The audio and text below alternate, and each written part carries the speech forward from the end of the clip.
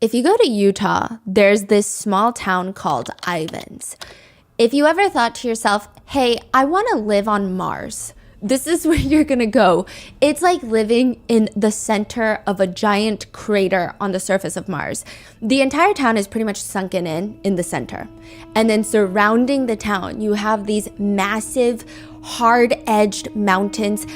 It's not green. There's no trees on them. They're like this very beautiful shade of red. They're red rock mountains. It's beautiful until you keep looking at the pictures on Google Images, because then you start getting freaked out. There's something about it that feels like beyond the mountains, there's just nothing. It's just desert. You cannot even find any shade really in Ivins, Utah. There's no trees. You go to your backyard, it's like a red canyon. You feel like a little scorpion is about to crawl out into your house. And instead of trees, they have these green balls. Like, think of like watermelons without the stripes. And they're pokey. They're cactuses just all over your lawn. That's it. It's a true desert. I don't even know if it gets that windy. Just think of a barren landscape, but it's beautiful. It looks so pure. It's like a unique kind of aesthetic that the locals love. And there's only 10,000 locals in the small town of Ivins, Utah. You go to Ivins, Utah because you want to live peacefully. You want to live quietly. And more importantly, you want to live very privately, especially if you pay for a $5 million house in Ivins, Utah. That typically means you want to be left alone. August 30th, 2023. In this very secluded, wealthy neighborhood, a 12-year-old boy crawls out the window of a $5.3 million house. He's dressed in this men's blue button-down dress shirt, like, you know, those dress shirts, but it's kind of swallowing him up. It looks like he took it from his older brother's closet. He has on a pair of shorts and a pair of socks, no shoes. His legs look quite frail. The way he walks is reminiscent of a baby giraffe that learned to walk not too long ago. He's not stumbling. It's not like he's so shaky, but it just looks like he's either injured or very uncomfortable walking. It could be the duct tape that's wrapped tightly around his ankles. It even looks like underneath the duct tape, there's some sort of plastic saran wrap underneath. And he has this long, very scorching hot walk ahead of him. He's just wearing socks. This is August 30th. No trees, no shade. You're looking at 100-degree weather. But because there's no shade, the pavement reaches about 140 degrees Fahrenheit. Put that into perspective. It would be like if you took a cast iron skillet, put it on the stovetop, kept it on high heat for 5 minutes, took it off, and then put your foot directly onto it. That's what it feels like. And that is what this 12-year-old boy has just crawled out of the window to do. He has to walk in this weather with just socks to the neighbor's house. This whole place, it's not a neighborhood in the traditional sense. I mean, it is a neighborhood, but they're filled with $5 million houses. The houses are really far apart. They're almost a few blocks apart, if you will. You don't pay $5 million in Ivins, Utah to live on top of your neighbor. So the space in between each home feels at least like a few blocks. And there's only 3 finished homes in this entire neighborhood so far, which means this little boy has 2 shots. 2 chances. And the duct tape around his ankles and wrists are not helping. The sun is probably melting the tape into his wounds. He's already dehydrated. He's been starved. Just 2 seconds out in that level of heat, he likely feels lightheaded, and just the friction from walking with socks on that type of pavement can instantly cause burns and blisters. The first house that he walks to, he quietly approaches the door and he takes a few steps towards the front. He sees the doorbell, reaches out, presses it, and he just waits. He's waiting by the front door, very politely even. He doesn't bang on it immediately. I mean, I would expect him to, considering this could be life or death for him. But this 12-year-old boy just waits very patiently. He stands still for 40 seconds waiting for that door to open. He was so still that I actually thought I paused the footage. Eventually, he calmly knocks on the door and waits again. If there is nobody home, if they come back to get him, it is all over. This boy's condition is only getting worse, and it's likely that the wounds are going to get infected very soon. So he waits, and he's so still, as if like if he were to move, the homeowner would be so scared they wouldn't open the door. But again, nobody answers. which means there's only one more house that he can try, and that's if he can even make it to the house. So he starts walking, and like I said, there are 3 finished homes in this neighborhood. One home that he's running from, one where nobody's home, they didn't answer the door, and now he just has the last one, the 3rd house. He walks up and he rings the doorbell. This woman's voice, it's like an automated message, starts telling him, "Answer the door right now, but if you'd like to leave a message, you can do it now." He just stands there for a brief second because that means there's nowhere else he can run. He has to go back to the house. I don't think he could run onto the main road. There's nobody around, and if they know that he's gotten out of the window, they're gonna find him, and it's just gonna be that much worse for him. He waits for a brief second before turning around, and you can see his shoulders slump visibly in the footage, and his head is hanging, and he starts walking away from the last home's front door. This is like almost positively the very last chance that he has at survival, and it's gone. So he didn't leave a message. He just walked away. No, he did not, yeah. He takes about 20 steps.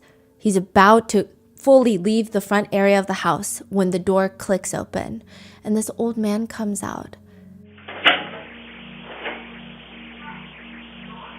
Yes. Hi, I was just wondering if you could do 2 favors. The little boy walks a little bit closer to the neighbor, but he's keeping his distance. And the neighbor, he kind of sounds like a grumpy old man. Well, what are they? Taking me to the nearest police station. Well, actually, just one's fine. It's likely by this point, the old neighbor spots the duct tape around his wrists and ankles. And he just looks so frail, like he hasn't had a real meal in weeks. And he says, What's going on, son? Have a seat there. Is this personal business? Have a seat. This is the starting point to all the secrets that start coming out of what was happening in that $5 million house in Ivins, Utah. 2 children were being held captive in a giant safe room tied up with ropes. They had physical injuries that go deep down into the flesh, almost hitting the muscles and the bones. And then they would have cayenne pepper just poured into them. There's evidence of forced starvation, forced to walk around in the desert barefoot, forced to sleep outside. Authorities would later state, had it not been now, these kids might not have made it. The 2 kids that were being held captive and tormented are the kids of a famous YouTuber, a family vlogger who daily vlogged most of her life as a mother to 6 children. This is the case of Ruby Franke and Jody Hildebrandt. This case involves some very well-known names in the mommy blogger, family blogger world, Ruby and Kevin Franke, and then their 6 children, best known by their channel name, 8 Passengers. We're gonna be using the names of the 2 eldest children, so you have Sherry, the eldest daughter, and Chad. They are legal age and have publicly spoken out about Ruby, but we will only be referring to the 4 youngest children as either their first initial or just vaguely the son, the daughter, regardless of if their info is already out there.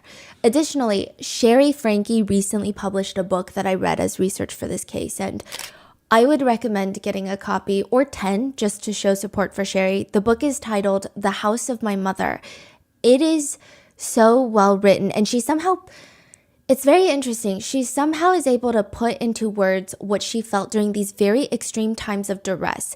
And it was so strange because even though I've never gone through anything remotely similar, the way she words it, I feel like I can relate. It's very emotionally impactful, and I think it's a book that really makes you think and gives you pause about the world of family vlogging.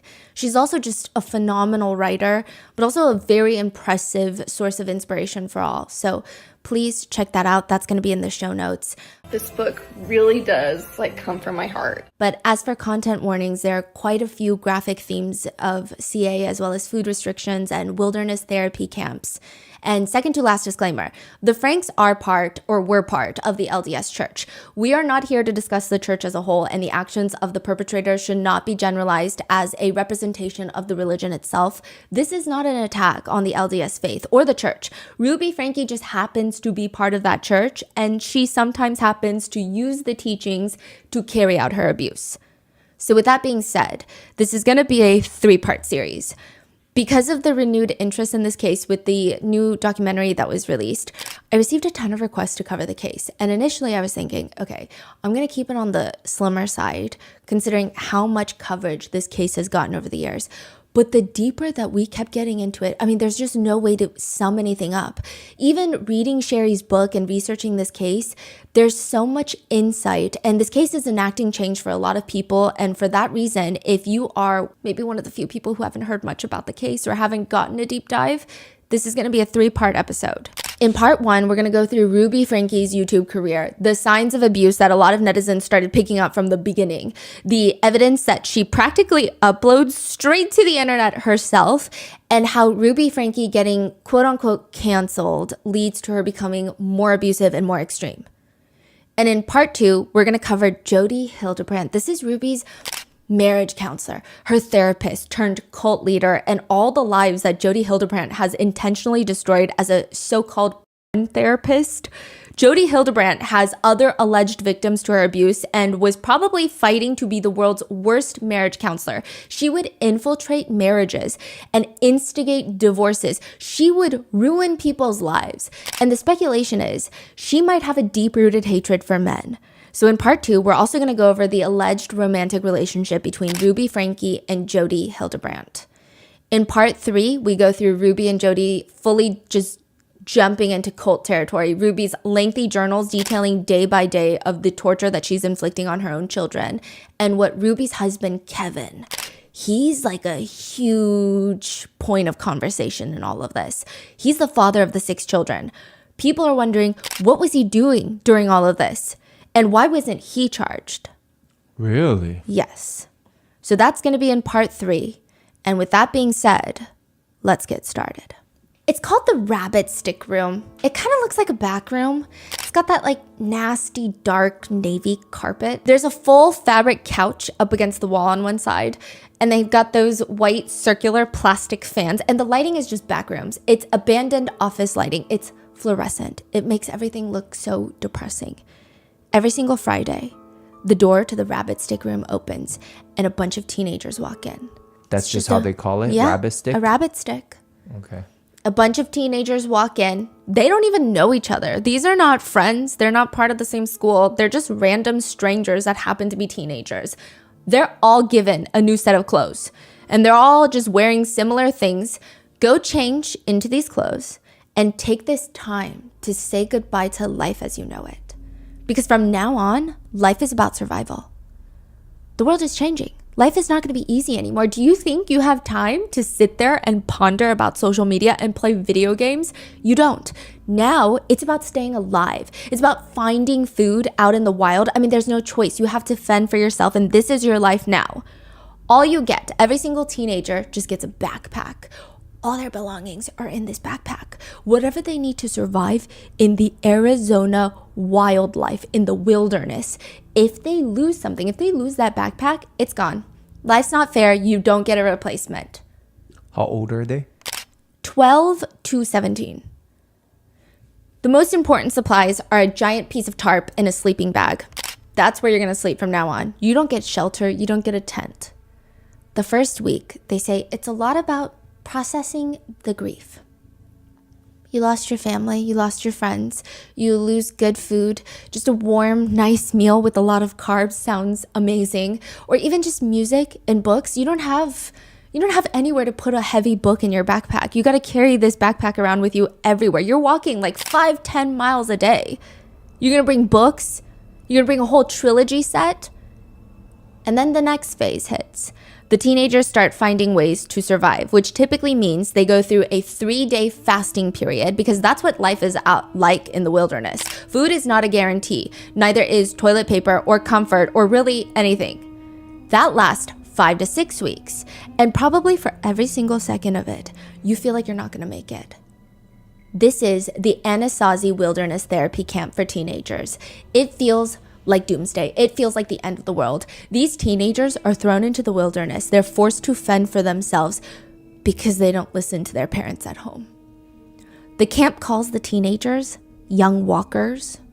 So kind of creepy. you will see a group of teenagers just walking in the desert. They have supervisors, they have camp counselors or shadows, as they like to call them, that you can go to. I mean, you can't really go to them for anything because you're supposed to survive on your own. You just see them trekking 5-10 miles per day. Wow. Some of these kids were kidnapped to be here. The wilderness camp, if they feel like you're not going to come willingly, consensually, your parents can sign a little slip and they will come kidnap you in the middle of the night. Some kids said, my parents told me we were going to Disneyland and now I'm eating a lizard because I'm starving. Wow. So this is like, remember the Chinese case that we covered that parents would kidnap the kid, throw them into like this concentration type of, This is that. And there's so many of them in the United States. They go out into the wilderness in Arizona, and according to Anasazi, they quote, they live a primitive lifestyle and learn the skills and technologies of the ancient ones.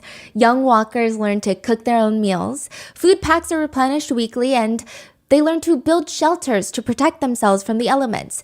They may hike up to 10 miles in a day and seldom camp in the same place for more than 2 nights. If you are a teenager, 12 to 17 years old, and you struggle with any sort of behavioral challenges, this is what Anasazi lists it as. Depression, anxiety, poor self-image, low self-esteem, substance abuse, internet gaming, technology addiction, learning difficulties, relational problems with family, trauma, abuse, bipolar disorder, disrespect authority, peer conflict, legal troubles, poor social skills, immaturity, lack of motivation. If you mark any one of those, you are more than welcome to join Anasazi. Well, you're not more than welcome. Your parents are more than welcome to sign you up and pay us money. There is no way not a single person listening to this does not check off at least one of those boxes. I feel like I'm a full-grown adult. I'm not even a teenager, and I check off almost all of them. It's basically a desperate cash grab targeted towards parents who don't know how to raise a teenager. And they decide the best solution in all of this is, what if we just don't raise them? What if we just send them into the wilderness for 2 months straight? One netizen says, I was forced to go cold turkey on my alcohol addiction, and I was terribly sick because of that. I wanted to self-exit, and I desperately needed help. I told the therapist that's supposed to be part of our group that I needed more time with them because I was only getting 15 minutes of therapy per week. That's part of the program. They tell you get a therapist. They told me that the therapy was the hiking I was doing. They continue. In addition, there were 2 days that my group's only water source was from a leftover cow trough, just mixed with actual cow shit in the water supply. We drank it. By the end of my stay, I could barely walk. My last night, I laid down on a bunch of rocks and I couldn't sleep because the coyotes were just howling all night. It sounded like they were only a couple dozen feet away from me. I kept crying to the staff at night, telling them that I was so scared. They finally gave up and transported me to another treatment center. One review of Anasazi reads, I am begging you, do not send your teen here. This program is abusive, horrific, and sold as this amazing program that's going to straighten out your troubled teen with a strong focus on God. It's not. It's an excuse for sadistic, unqualified people to abuse your teenagers. I cannot put into words how twisted the people running and working this program are. There is nothing helpful or positive about making teens hate themselves. One journalist who went to Anasazi says they saw a 16-year-old boy lunge lightning speed at a lizard to eat because food is rationed at Anasazi. They get a week's worth of food at a time, and each day is rationed for only 2,000 calories per day for a growing teenager. Even for like a pretty sedentary lifestyle for a growing teenager, you need more than that, and you're just sitting at your computer. They're hiking 5-10 miles a day. If you eat up your food or someone steals your food, which seems to happen a lot, then you are just left to fend by eating wild plants, lizards, and bugs. Anasazi becomes a huge topic for conversation on YouTube after a famous family vlogger decides that she's going to send her 14-year-old son to Anasazi. And it's already bad enough that everyone on the internet sees comments from netizens talking about how bad their time was at Anasazi, how they wanted to self-exit after coming out, how they irreparably, just absolutely obliterated their relationship with their parents after being sent to Anasazi. They're reading all of this, and this YouTuber is just happily sending her son there. Netizens are outraged, they're confused. And the YouTuber's son's name is Chad. The worst part in all of this is after 2 months in the wilderness, Chad comes back home and he's actually gained weight when he was out there. What?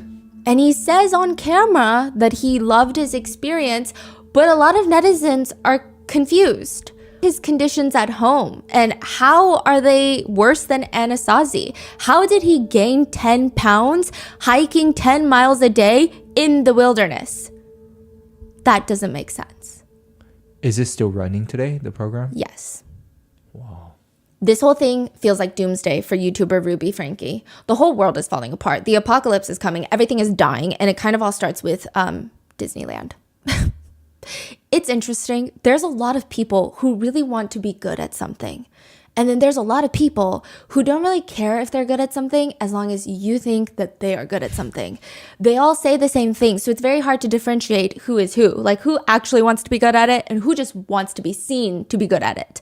It is pretty clear. Ruby Franke just wants to be seen as a good mom. I don't know if she had any intention to actually be a good mom.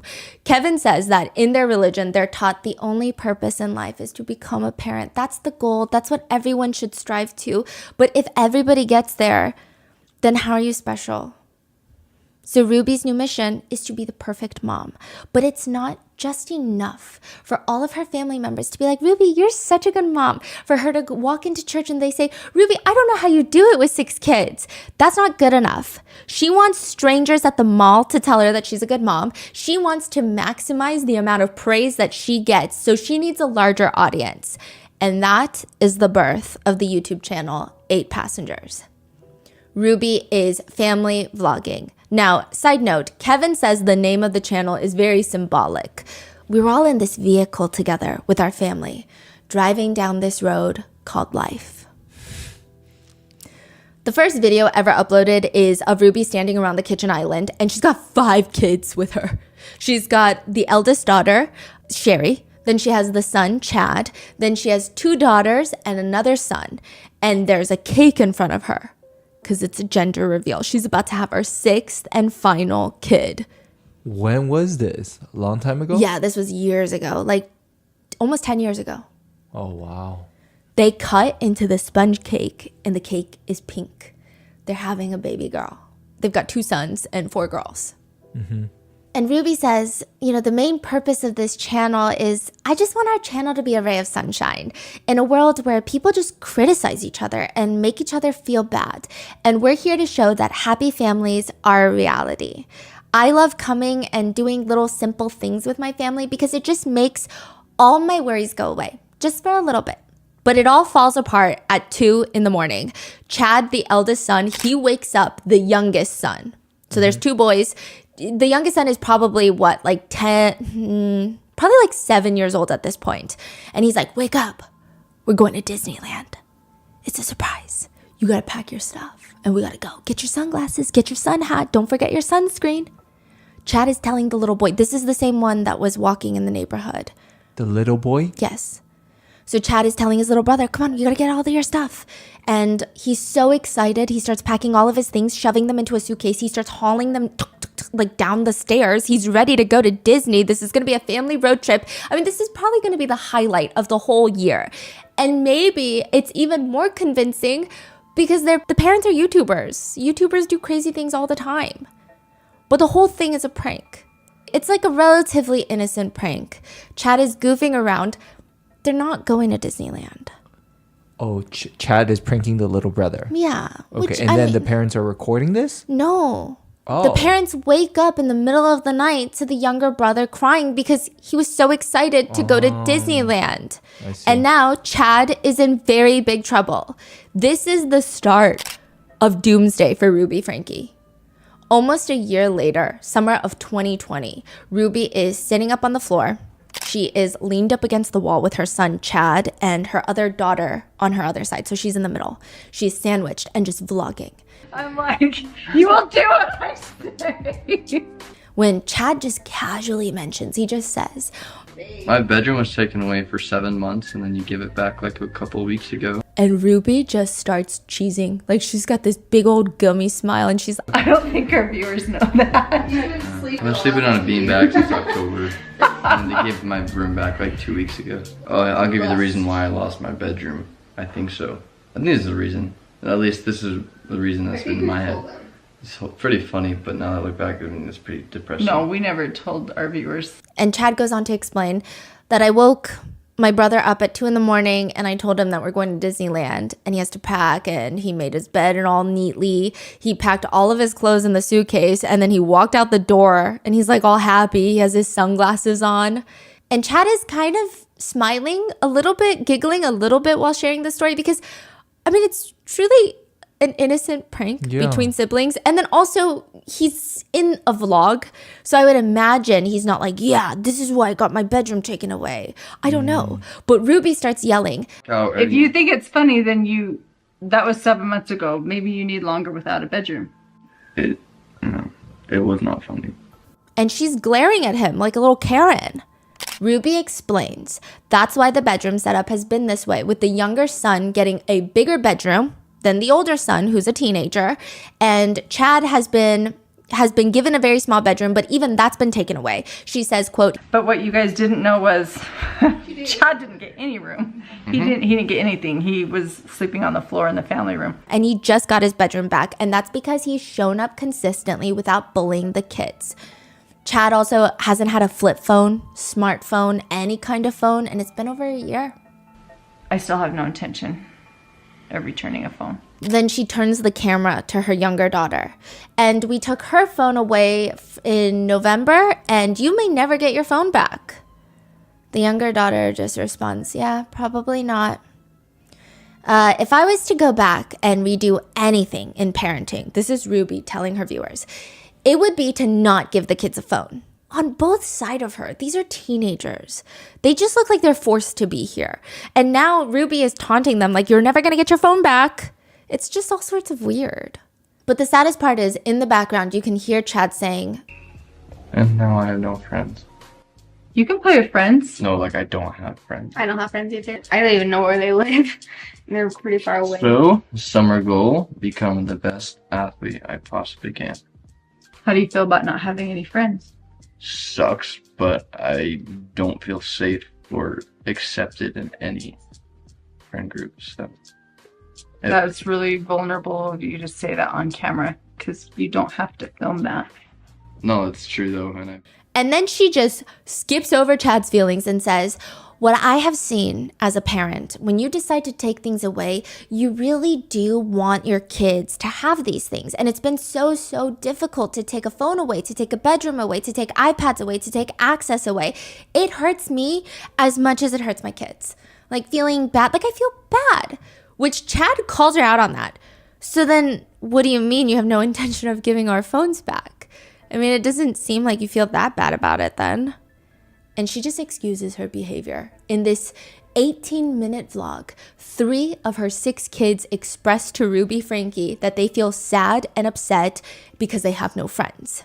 And I don't know, maybe I have too much religious trauma, but this reminds me of the Sunday school teachers that force you to open up about something you're insecure about, and then they tell you, thanks for being so vulnerable, and then turn around and condemn you to the deepest, darkest pits of hell. And then you're like, oh, what was that for?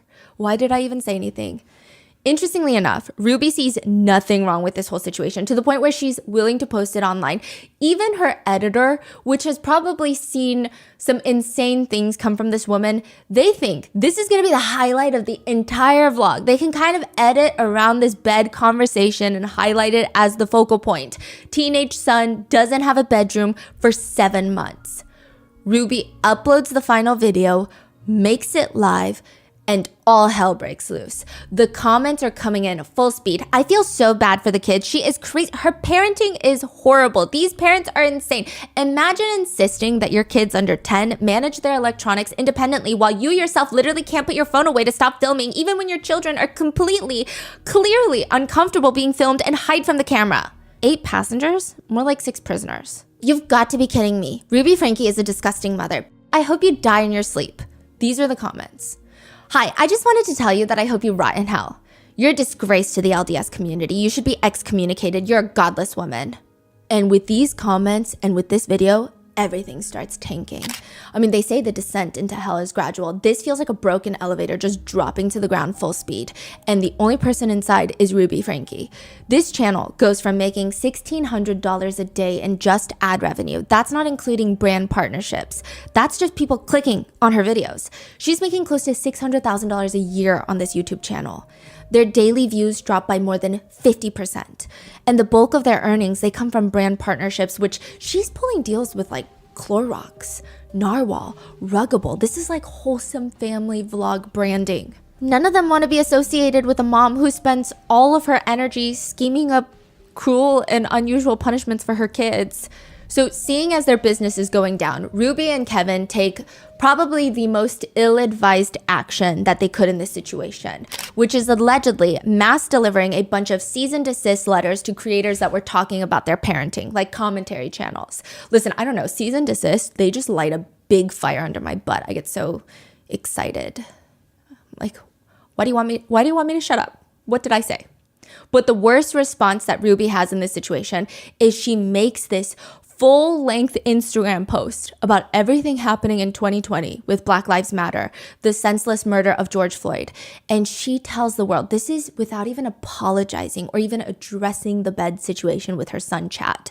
She, a white woman who relates, she says she relates to George Floyd's hardships. Her condensed Instagram post reads, "My heart hurts for the murder of George Floyd. My heart hurts for being accused of abuse when my motives have always been love and real abuse actually occurs on a daily basis throughout the world." The bad part is, as much as everyone wants Ruby to feel the deepest depths of internet cancellation, technically it still impacts the entire family. Sherry, the eldest daughter, the author of the book, she says, "I think our numbers were like consistently declining and any engagement that we did have was negative." So before this, they had their fair share of haters that would nitpick, "Oh, I don't think Kevin's interested in Ruby anymore. Oh, I think this kid is a brat. I think she spoils her kids." They would have these little hate comments here and there, but it was generally seen as a positive family vlog channel. And now it's just like the floodgates to hell have opened. Chad says, "We're basically canceled. Our views just like tanked. We lost like 90% of our income." Wow. And a lot of netizens say they saw this whole thing coming. They comment, "I liked Ruby, but it was getting obvious that she's obsessed with making her YouTube channel work. The giveaways, the acting silly when she's never acted that way before." Other commenters are flooding her channel. "I get major narcissistic mother vibes from Ruby. She favors kids, controls food portions, what they can wear. She looks perfect on the outside, but I get major creepy vibes from her. Major unhappiness inside their home." Another one is diagnosing through the screen, which kind of problematic, but also maybe they're not wrong. I don't know, you tell me. Ruby gives me parenting traits that are similar to the Queen character profile for narcissistic personality disorder. She's obsessed with attention. She loves the compliments about her looks. She loves hearing people say she's a great mother. She loves hearing people say she's a great wife, but she seems so freaking fake. I can't stand it. Ruby does not self-reflect. She decides everybody is wrong. This is cancel culture. They're trying to harm her and her reputation. Either burn in hell, as I have told, or disappear off the face of the earth. And I'm not going anywhere. She brings up to the world, she starts doing these little interviews and she tells everybody, Chad has his room back. And I posted him doing like a room tour a few weeks ago and look how happy he is. Which, by the way, people start flocking to that video of him redecorating his room because he just got it back, but we didn't know that at the time. And it's under a new level of scrutiny. And they realize that his bedroom door is doorless. Like, there's no door. The door has been taken off the hinges, providing zero privacy, which just adds an entire canister of gasoline to the fire.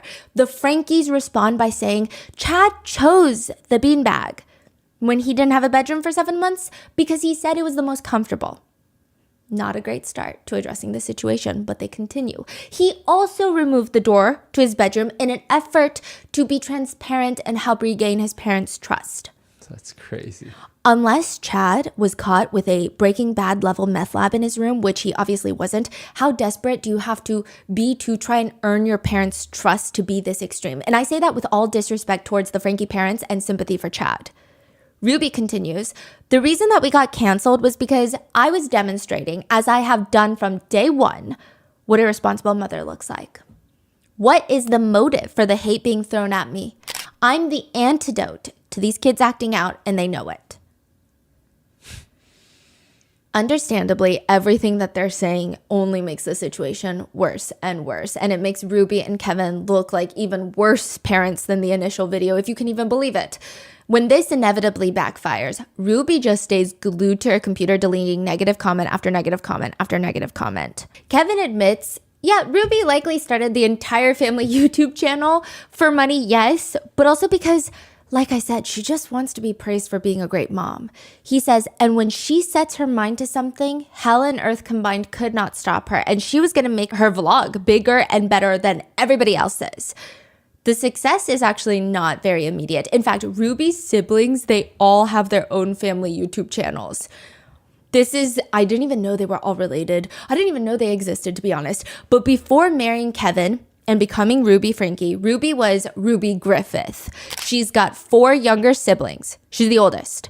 And there's her brother, Beau. He and his wife, Emily, have a vlog channel. They're not the famous ones in the family, I guess you could say, but they have a vlog channel. And then there's Bonnie. She's married with 4 kids and vlogs pretty much every single aspect of her entire life. And then after Bonnie, in birth order, is Julie, who has 5 kids and a YouTube channel. And then Ellie is the youngest, and she has 4 kids, and they're actually one of the more successful ones. At their height, 8 Passengers was the most successful out of all the Griffith family members. And then it was Ellie and Jared. Ruby's parents have a channel called Grandma and Grandpa Griffith. So all of them. How many followers does Ruby Franke's channel have? 2.6 at her height. And then Ellie and Jared had, I think, close to 2, but they had their birth video. So I think Ellie struggled with IVF and she finally was able to give birth. That birth video had like 15 million views. Oh, wow. So, I mean, they do get views. And initially, Ruby was not the one doing the best on YouTube. That is, until they upload their very first viral video, very straightforwardly titled, Baby Climbs Out of Crib. And then they just start blowing up. It's on camera 24/7. Kevin Franke is a professor at BYU, and Ruby is a stay-at-home wife, and now she's vlogging now. Kevin says, whenever I came in through that door, wherever Ruby was, the camera was. He remembers in the beginning, she would force him to vlog, and she would say into the camera, you guys are always asking us, can we hear your kids play more? Can you please sing more Christmas carols? We'd love to see your family play some Christmas music. And she's just smiling at the camera, waiting for Kevin to say something. And she's smiling, but kind of like a teacher that's telling you for the 10th time that you should not stick that eraser up your nose. And she finally angrily turns to him, I'm waiting for to share a conversation with you. I'm listening to you talk. I'm sorry, I like to hear Ruby talk. I'm cutting all of this out. Help me out here. She keeps huffing and puffing, and finally he tries to say, I don't know where you want me to come in. Okay, start over again. I'll help. Here, I'll pick it up. Okay, Ruby, ready? So one of the traditions that we do in this family, and she's just so intense, not just about capturing all the moments, but making them absolutely perfect, even if it's fake. Nevertheless, in the beginning, it's kind of cute and fun. Everybody's having a good time. All the kids are having a good time. They're making some YouTube money. They're buying a new van. They're getting a bigger house. And they would be on the highway in their billboard of a car. It's got the 8 Passengers bumper sticker. It's like a truck, honestly. It's like a bus. I mean, you got to fit 8 of them. People would drive up on the side of the highway and start waving and freaking out because they're like, I watch you on YouTube. One comment reads, I think this family is refreshing. I enjoy it when Ruby tells stories, and I think Kevin is really attractive. Someone else comments, Kevin is an intelligent, mature, and masculine vlogger. I find him very attractive, which is exactly what I would write if I were Kevin. But I digress. Kevin would say, it's all Ruby, you know? People loved Ruby's personality, and it attracted an audience quickly, which, I mean, I guess it's fine. It's all fun and games until $85 hits the bank account. Something flips a switch in that moment. Kevin says, shortly after the first paycheck landed on our account, it was like $85. It felt amazing. And that first paycheck flipped me 180 degrees and I wanted more. The 8 Passengers LLC was born. Wait, Kevin said that? Yeah. He said, I got $85 and that I was ready to go all in. I guess he thought this was like some little hobby his wife was doing. And then he was like, $85? Okay. So like you can actually make money. Yeah. It's not a scam. So then he made 8 Passengers LLC. Sherry, the eldest daughter, the author of the book, writes, the kids were all employees. That is how we were referred to. Employees. From then on, if they were ever to go on a family trip to vlog, they would want the kids to act like employees rather than, oh, we're just going on a family trip because now we can afford it and we're just going to vlog here and there so that people can stay in the know. Kevin says, all of a sudden, it wasn't just enough to interact with Ruby. I had to interact with the camera, which maybe someone would feel sympathy for him, but he would also, in the same vein, turn around and yell at his kids. Kevin would start scolding them. Well, Chad is acting horrible today. The whole purpose that we're here is because of our jobs, and you guys are acting like this is stupid. Basically saying, ready, set, action, like get it together. Kevin would later say, the kids started to complain about everything, like, I'm bored, we don't want to film, we're so tired of doing this. It really began to concern Ruby. She would describe it as they were losing their light. Losing their light is a wild thing to say. Ruby is both not self-aware and dramatic. Kevin, which don't get me started on Kevin. There's a lot of thoughts about this man that we will get to in part 3. But Kevin says Ruby would constantly remind him, Kevin, the camera is millions of people watching us. She really just wanted Kevin to be the perfect husband. That's how it's described. He says, she wanted me to be the even-keeled but strong patriarch of the family, but I wasn't. I was a nerd through and through. Which is kind of simply a pick-me thing to say. But when asked, did you exploit the situation? Did you exploit the kids? Kevin responds in the new Hulu documentary, absolutely I did. All of that money, all of that payment came from one reason and one reason only, my kids. And we started watching the paychecks go from like $2,000 a month to $8,000 a month to $20,000 a month. And at our peak, $100,000 or more per month. When further questioned on whether or not he felt bad about it, Kevin just responds, not at the time. I was raised with the idea of the cosmic vending machine. It's this idea that I can bargain with or do business with God. We believed that we were sharing goodness, Christianity with the whole world, and in return, God was blessing us. Sherry, the author of the book, and she's been very outspoken against family vloggers. She says, our entire schedule revolved around YouTube, and I think that's where I started to have some issues. We always had to keep the house clean. We changed our lights from this warm shade to just like a bright fluorescent white. It felt more like a set than a house. All for $85. And that's just the beginning. This is going to spiral into like millions and millions of dollars, and then they're going to hit 1 million subscribers.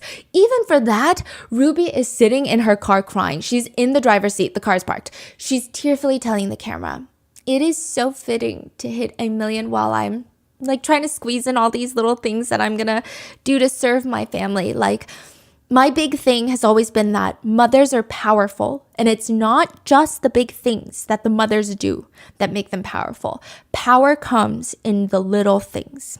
So thank you. But a lot of our viewers started feeling like the more Ruby grows, the less we like her. One comment reads, I like the way Ruby acted towards the kids in her older vlogs. It came across very honest, and I felt like I was watching a real mom. And now she seems like she's afraid to show her disciplining them and uses this weird baby talk. Which, side note, the baby talk is wild. Every little thing that her kids would do, she would go, oh my gosh, oh my goodness, oh my gosh. It just did not feel genuine. Not that those words or phrases can't be genuine. It just didn't feel natural. Some are even comparing Ruby with her sisters, writing, I think Ruby really tries to be like Bonnie, her younger sister. Her personality was never as bubbly before. This, hi guys, oh my gosh, I can't wait, seems really fake now to me. And I want to add that I do think that Bonnie's true personality is bubbly, but not Ruby's. Seems forced. That's a comment. Others thought, Ruby's clearly pretending to be a great mom to make money as a family vlogger. You could just tell she hates being a mom. They comment, Ruby strikes me as the type of person who craves intellectual stimulation. With Kevin traveling so much, I think she gets restless. I get the impression that she struggles with being a stay-at-home mom much more than her sisters. She strikes me as someone who would have been very career-driven if circumstances were different. I mean, that's not to say that I don't think that she loves being home with the kids. I'm just saying. Some would just say, I like the vlogs, I like the family. But it's kind of weird watching it because the mom seems like she's just one little huff, one little wind, one little blowing out the birthday candle wind push away from just having a full-blown mental breakdown. She always seems like she's about to lose her mind. Like super tense? Yeah. Ruby Franke has always been kind of a doomsday prepper. There's vlogs of her showing off her massive freeze-dried food stash. Are you guys ready to be a food prepper with me? No, emergency prepper. Are you guys ready to be an emergency prepper with me? Wait, what was that? She's like redoing it for the vlog. Oh, and then she posted that? Or? No, these are in the unedited clips that were handed over to the Hulu documentary. I believe the family consented to about 1,000 hours of footage. Oh, wow. Okay. Yeah, so Ruby Franke, she is preparing for doomsday, but nothing is preparing her for the doomsday that is her entire online career just going up in flames. People are pulling up old vlogs. They're like, no, not only did she take away her son's bed. There's a vlog clip of Ruby standing in line at Chick-fil-A, and she says, this is us waiting in line to eat at Chick-fil-A. Because we're supporting marriage between man and woman. And here's the end of the line. And she shows a very long line. We support Chick-fil-A. Woohoo! What? One comment reads, disgusting. She was saying that was fun. It's fun fighting against people's liberties when it doesn't affect you. So this was during a boycott. The family hit a new low and they can't do anything to redeem themselves in my eyes. Wow. Eating at Chick-fil-A because marriage should be between a man and a woman. Go screw yourself, Ruby. Other comments read, they're standing in line to support marriage between a man and a woman. Has that ever been threatened in any way ever? No, they're standing in line to hate. Pure and simple as that. There's another deleted clip that has been deleted and launched into space to be forgotten, but Kevin had gone on this business trip to Japan. Ruby says in the vlog that he lost so much weight in Japan because all he was offered to eat were raw dogs and horse.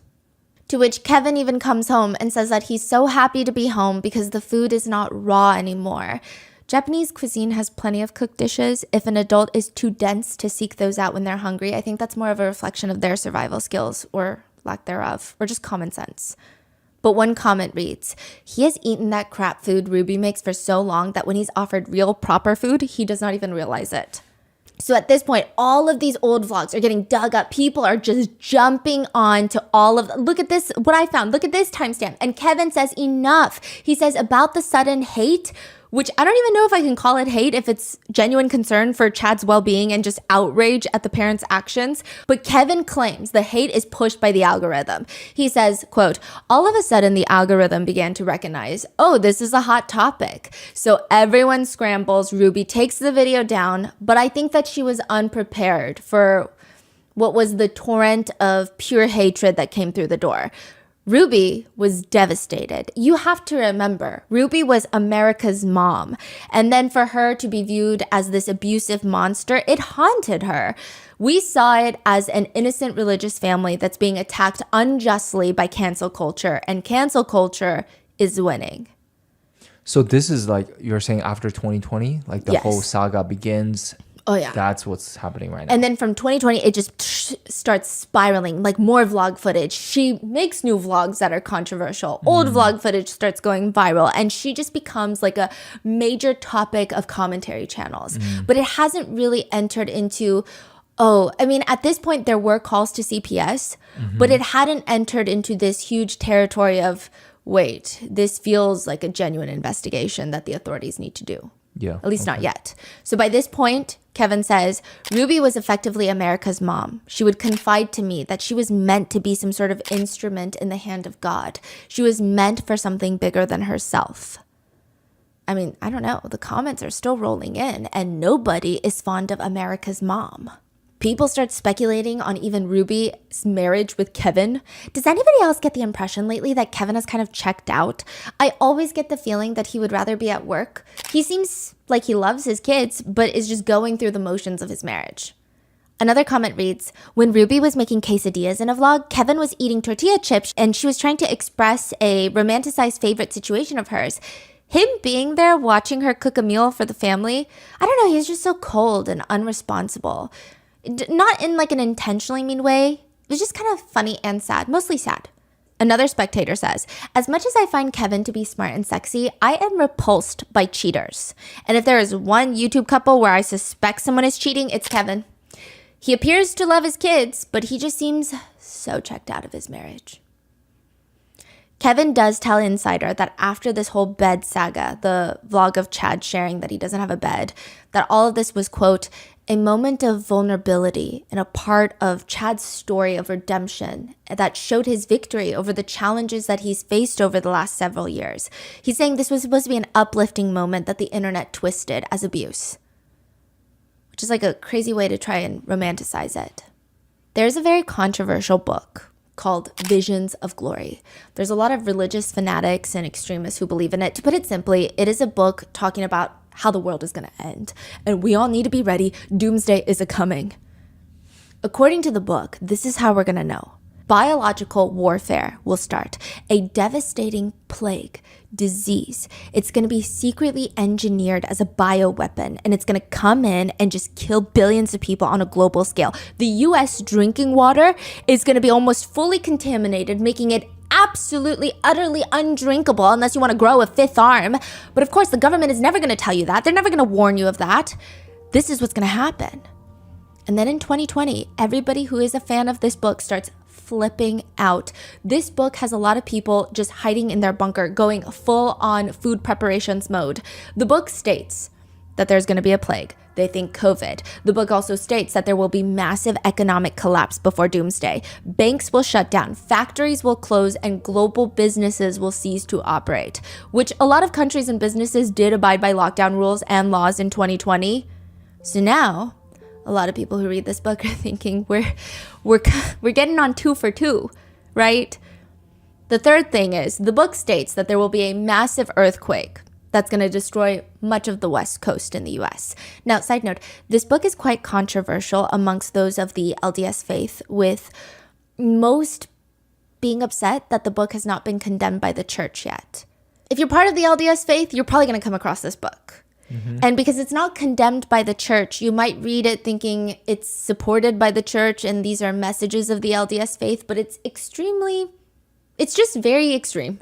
Mm. And a lot of other cult leaders and convicted killers have read this book, allegedly, and really loved it, like Chad Daybell and Lori Vallow. A small select group of people believe every single word in this book as if this is a future-telling machine on a piece of paper. So with that being said, the book states that a massive earthquake will destroy the West Coast. In 2020, Salt Lake City, the headquarters of the LDS Church, if you will, had a 5.7 magnitude earthquake. And now, there's COVID. Kevin, Ruby's husband, says, it's 2020. Everyone's dying from COVID. There's an earthquake in Salt Lake City, and the protest, it just felt like the world was ending. He says he actually got excited because it felt like the second coming. Kevin says everybody else was going to burn, but we felt like we were on the right side of it. Which, I mean, I guess if you do some mental gymnastics, right? But other doomsday extremists say there's actually a missing element that's not in this book. An electromagnetic pulse is going to wipe out all of electricity. There's going to be a huge, massive shutdown of technology, and it's going to happen gradually. Which maybe to Ruby, that's what this feels like. A full-blown attack on the internet. Her entire life is collapsing in like a few months. Netizens are still going through back catalogs of vlogs, downloading, watching, and timestamping every single strange thing that she's done, making a list to call CPS about. Ruby claims that there were like 1,000 calls made to CPS because of her. If you go to school and you say, teacher, my dog ate my homework, nobody's gonna believe you. But this is probably worse. My mom threw my homework away and told me that I would have to pay cash to get my homework back, but I couldn't pay her cash to get my homework back because I don't have money. In one vlog, Ruby and Kevin are sitting at the dinner table with all 6 kids. Ruby pulls out a big trash bag and it looks like it's filled with binders and journals. Chad tries to grab for it, saying, "That's my homework!" Ruby waits for every single kid to be quiet and states, You have something in the bag that you would like out. You can pay cash for it. So you learn the value of your items. Or you can give what? Dad, I'll let you take the conversation from here. She points the camera at Kevin. Kevin thinks about it. You can do an equivalent value chore to get it back. What's it? And whatever isn't claimed by the end of the day goes in the garbage. Ruby decides her kids need to pay her to do their homework so that they can learn the value of their items. It's also worth noting that that's just crazy. Netizens are commenting, "Imagine showing this to your teacher." Another netizen points out something that's even more frustrating, which is, quote, Ruby actually used to make her kids pay her if they got bad grades. So this is especially insidious. So they have to pay her to do the homework, but if they don't do the homework, they're going to get bad grades, so they have to pay her anyway? And on top of that, she makes money by vlogging the entire thing? Another netizen writes, "I wouldn't just tell my teacher what happened. If this video is posted, I'm showing them." Day in my life videos are like a YouTube starter pack, which Ruby does share her family's schedule, and it's rigorous. Sherry, the eldest daughter, wakes up at 5:30 in the morning to practice the piano. At 6 a.m., the rest of the kids get up and they do scripture time. Immediately after, they all have to practice their own musical instruments, the violin, the flute, the harp. Everybody practice. And then it's chores. And then you get ready for school. To which one comment reads, "I'm all for kids having chores and responsibilities, but that morning routine is ridiculous. There is no need for a 7-year-old to be out of bed at 6 a.m., read scripture, practice the flute, sort and fold, put away the laundry of a family of 8 people, have breakfast, get ready for school, make lunch, make her bed, do 20 minutes of reading, and then go to school all day. Even typing that out, I'm so exhausted." And what does Ruby even do all day? All her chores are done before 8 a.m. by her own children. All she has to do is cook dinner.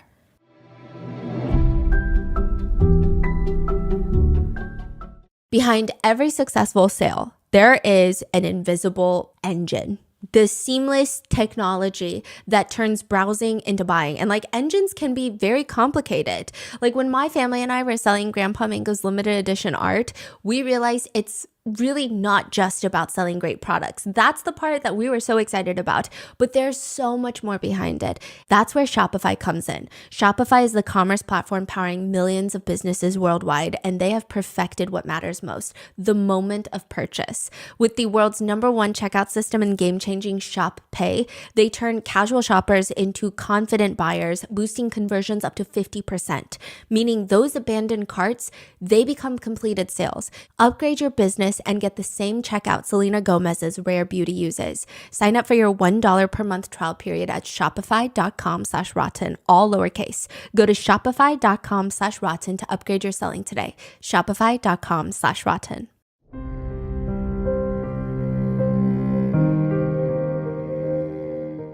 In one vlog clip, Ruby's little daughter, I would guesstimate she's maybe around 4 at this point.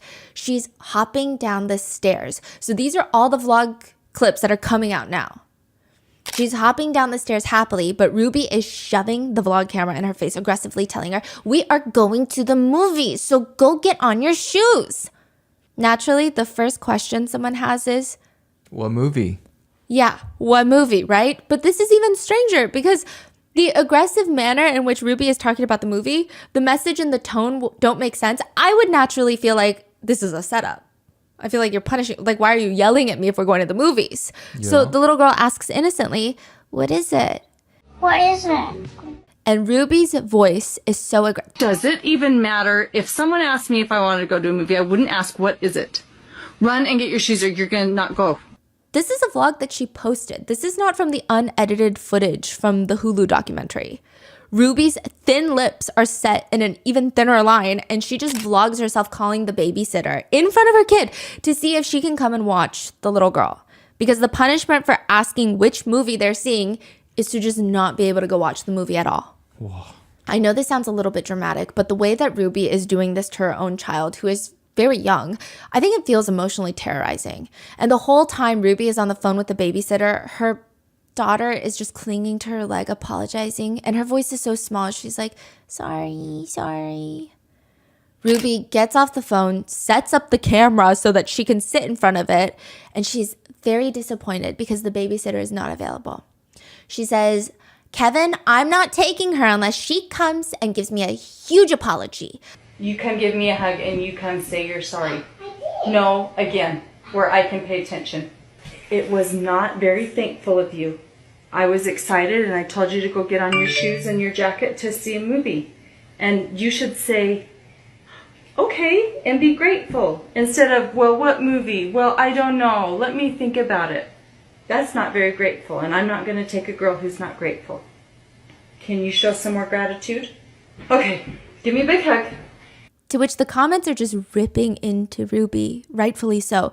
A huge apology for what? If somebody asked me if I wanted to go to the movie, I would ask what it is. That would be the very first question I ask. To which another person writes, I think Ruby is obsessed with the feeling of empowerment and control that it gives her in the ability to manipulate her children's emotions based off of her own reactions. It's clear she's terrorizing her kids. I think it's a very natural and part of the development process for kids to just be so messy. I think they naturally make messes. But when the youngest daughter ends up experimenting with nail polish and evidently spilling some nail polish on the bath mat, it's not even a big deal. There's not even that much nail polish and it's on the bath mat. Ruby feels confused because the little girl decides she needs to hide for 30 minutes because she's that scared of her mom. Ruby is confused by that action, the hiding? She's like, where is she? Is she seriously hiding?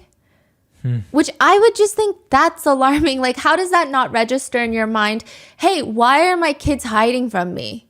Instead, Ruby vlogs it. She's been missing for 30 minutes. Been missing. I found her! For 30 minutes. They finally find her under the bed where Ruby, quote, I guess if you want to call it playfully, but not really playfully, pulls her by the leg and drags her out. I mean, it doesn't look physically painful. It's just visually a lot. She says, you're going to have to write, I'm dead now because you're in so much trouble. Ruby says the little girl is going to go straight to bed. She will not be joining the family who are all going to go outside for cookies. I just don't understand that kind of parenting response. I think the appropriate response would be, hey, if you want to paint your nails next time, why don't you ask for help? She's just trying to paint her nails. It's not like she was trying to smear it on the walls, which even then it's like, why were you trying to do that? Let's talk about it.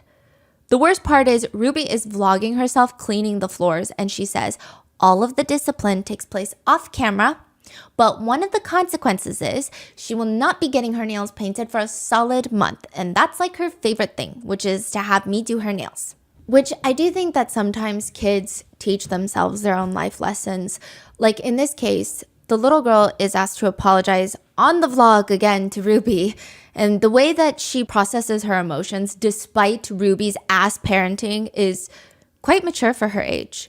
But I just don't understand why she still needs punishment. It's very depressing. She's just explaining how she was very excited and then she hid because she got very scared because she made a mistake and she felt really bad.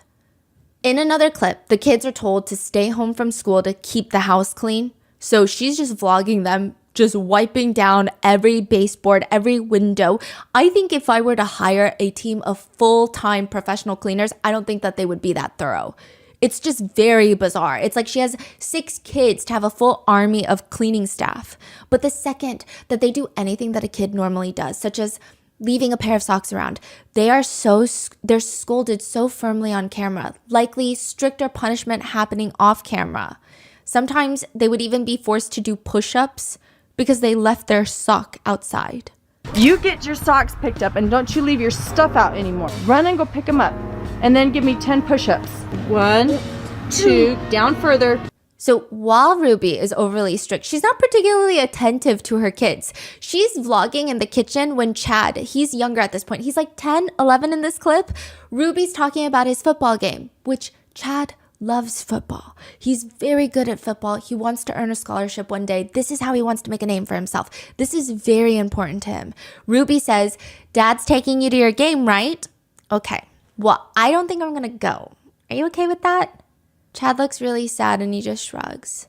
It's fine. You never come. Don't say that. Our viewers are going to think that I never come to your games. Well, that's true. I go to your games. Yeah, 1. And last season you only came to like 2 games. You're ratting me out. You're making me look bad. Chad looks genuinely sad. He has his arms crossed on the kitchen island table and he's just staring off into space. He looks like he's trying not to cry, but Ruby still has the camera pointed in that direction. He's in the frame of the vlog and she just starts goofing around with her younger son next to Chad, not addressing how he feels, completely bulldozing his feelings. But also, do you have a job? Like, why can't you go to his game? Is that not your job? I don't understand. It's not like she's like, I have this important meeting and I need to go to put food on the table. I love you. I'm sorry. Comments read, I felt so bad for Chad. Ruby didn't even seem to feel bad about missing his games. What else does she do that's so important that makes her miss something that is obviously important to her son? Other netizens feel bad for Chad in other ways. They comment, her kids must think she's a lunatic. She's always making them wait in the back of the car for like 30 minutes as she goes on these little monologues by herself to the camera. They're just like in the back waiting patiently. And another valid point is Ruby always says that she's too busy all the time to support her kids, but she forces Sherry and Chad, the 2 eldest, to take care of the rest of the 4 kids while they're still children. Side note, Ruby will even vlog the fact that her 2 youngest haven't even showered in like a week, just truly showcasing her great parenting skills. And people are digging all of these up. Others have noticed in the timelines throughout the vlogs. Let's say she takes kid A to the dentist. And in this vlog, let's say it's November of 2023, the dentist is like, your kid has so many cavities. Like, we got to really watch out for the cavities. Tone it down on the sugar. Make sure you're flossing. Make sure you're brushing your teeth. Like, this isn't good. The next time they come to the dentist, now she's got 9 cavities. Like even more? Even more. Mm-hmm. And again, I get it. Like, kids will eat their snacks. They'll probably hide chocolates in their room and then you don't find them until it's melted into the mattress. But still, it's up to you as a parent to make sure that they're doing these things so that they don't get more cavities. Mm-hmm. It feels like she doesn't care to support or help her children. It's one thing if you keep trying and trying and trying and your child goes out of their way to keep getting cavities somehow, but that's not the case. It just feels like Ruby constantly gets upset that nobody is up to her standard, punishes them, but then gives her children 0 support or resources to get better so that they can meet her standard. So for example, one of the younger daughters was failing math. It's been mentioned multiple times in the vlogs. Ruby clearly knows that this daughter is failing math. Just like the cavities, she has no intention of helping or supporting her kids. She doesn't mention, I'm going to help you with your math homework. She doesn't mention, I'm going to get you a math tutor. Just nothing. She just keeps bringing it up and like, haha, she's failing math. On that daughter's birthday, she gets gifted the Maze Runner book series. She's so excited to read it. She's been asking for this set for I don't know how long, okay? She's been begging for these books. And Ruby is letting her soak in the excitement of this. She's vlogging every second of it. And then she turns the camera to herself and she's got this like twisted smile on her face. I hate to do this to you on your birthday, but your math teacher has been telling us that you've been missing work and that you read all the time and you have an F in math. Side note, Kevin, the dad, who's also a professor at a local college, he's like in the back of the vlog and he seems shocked that his daughter is failing at math. Like, how do you not know what's going on in your kids' lives? Really? Yeah, he's like, what? What does he teach? Oh, geographical, like soil or something. What? Okay. Yeah. Now, Ruby continues, you can't just read till you catch up with your math. It's like she waited to give her the present, watch her get so excited until she's like, I'm going to go upstairs and read this right now. And then she's like, haha, joke's on you because you're failing math. You can't read it until you get your math grades up. Oh, she took it away. Yeah. Oh, that's crazy. Okay. It's so bizarre. And I'm not here to judge anybody's parenting because I don't have children, so I don't know what it's like to guide someone through academia, but I would imagine it would be better to be like, hey, maybe don't open it until we work on your math homework together. But like, why go through this whole torturous process? In another vlog, allegedly, I did not see this clip for myself, but one of Ruby's children, because this has been like deleted into the ether, one of Ruby's children has come up to Ruby to explain that she thought that there was a hole in the changing room that she went on to try on clothes. Yeah, I found this comment in the depths of a snark forum from like 2016. But she said there's a hole in the changing room. But not only that, she just felt like something popped out and touched her. Maybe it was a bug, maybe it was a rat, maybe it was nothing, but she was clearly freaked out. Ruby completely ignores her so that she can keep on vlogging. Just nothing, doesn't care. She's overly strict. She has weird punishments. She's not attentive. And also, she borderlines dystopian. In another vlog moment, Ruby tells Chad that there's no texting at the dinner table. No texting at the dinner table. They force him to hand over his phone, which happens to be a flip phone. They gave him a flip phone. So Kevin, the father, starts reading out Chad's text messages to the girl out loud. Not just for his family, which is already embarrassing enough, but for the entire vlog. Said no. What is this? I really like you. Hold on. I did not say that. And this is, I'm assuming all of his friends are watching these vlogs. Yeah, that's freaking sick. And again, this would be all fun and games between friends that are of age. And it's like, okay, you know, people do funny things on the internet. Hee hee ha ha. It's a great TikTok as long as everybody thinks it's fun. But the parent and son dynamic. Yeah, and the son wasn't consenting to this, he was embarrassed. Yeah, it's like grabbing your freaking journal and just start reading your diary. Like, that's crazy. It's very dystopian that they're mad at their son for texting at the dinner table whilst they, the parents, are vlogging. Humiliating. Yeah, vlogging and humiliating. Yeah. But it gets worse because Chad has a flip phone, which I think hypocritical parents are the worst. Ruby is putting Chad's entire life on the internet from the moment that he wakes up to the moment that he goes to sleep, like 5 days a week. All of his personal information, his daily schedule, and even his thoughts, his text messages are up online. Technology and the internet are so integrated into Ruby and consequentially Chad's life, yet he gets a flip phone. Ruby even jokes in the vlog. The only downside to giving your kids a flip phone is I swear I have to remember how to work it every time I go through it. Notably, it's also very strange that the kids' social media accounts are heavily monitored or they're not allowed to have one. Meanwhile, Ruby posts every single part of their business on social media. She would even force Chad to smile for a thumbnail, which he clearly did not want to be a part of. And he tells her to her face, Smile. Chad, look at me. Keep smiling at lenses. Okay, let's go back. Ruby does not care as long as she gets her shot.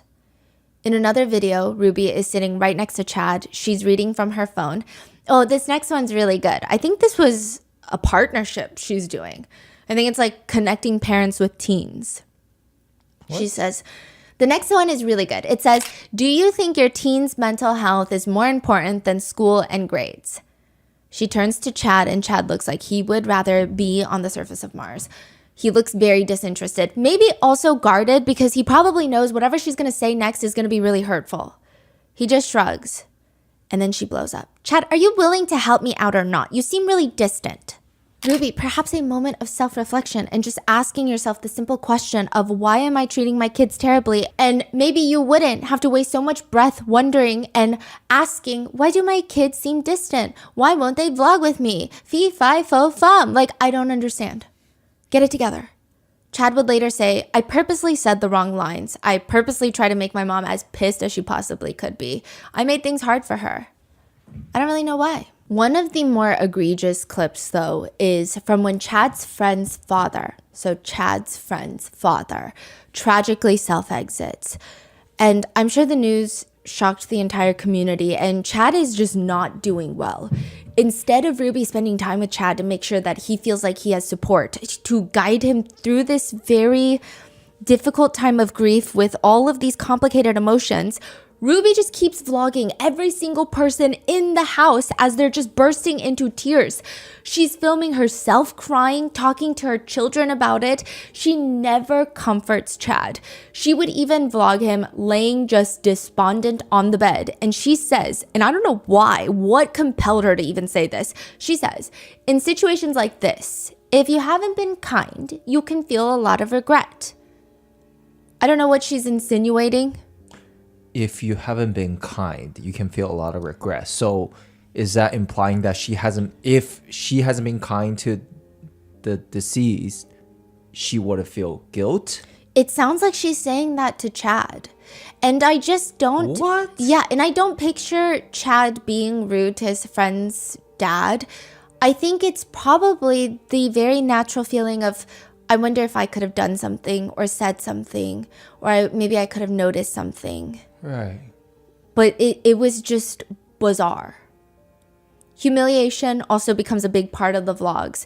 Ruby is holding the camera. She's standing in the bathroom and she says, She has been asking all summer if she can shave her legs and armpits. Her daughter looks at her like she just betrayed her on camera. I never said that. I don't want to shave. You don't? No. Side note, it has been discussed on the vlogs before that this specific daughter has been getting bullied in school.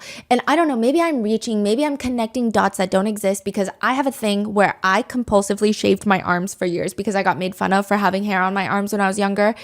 And I wonder if in the hypothetical world, if she had been bullied for her body hair, her mother announcing it to the world that she has been asking and begging to shave it would only encourage the bullies. Because a big part of me getting bullied about my arm hair would be to act like it didn't bother me.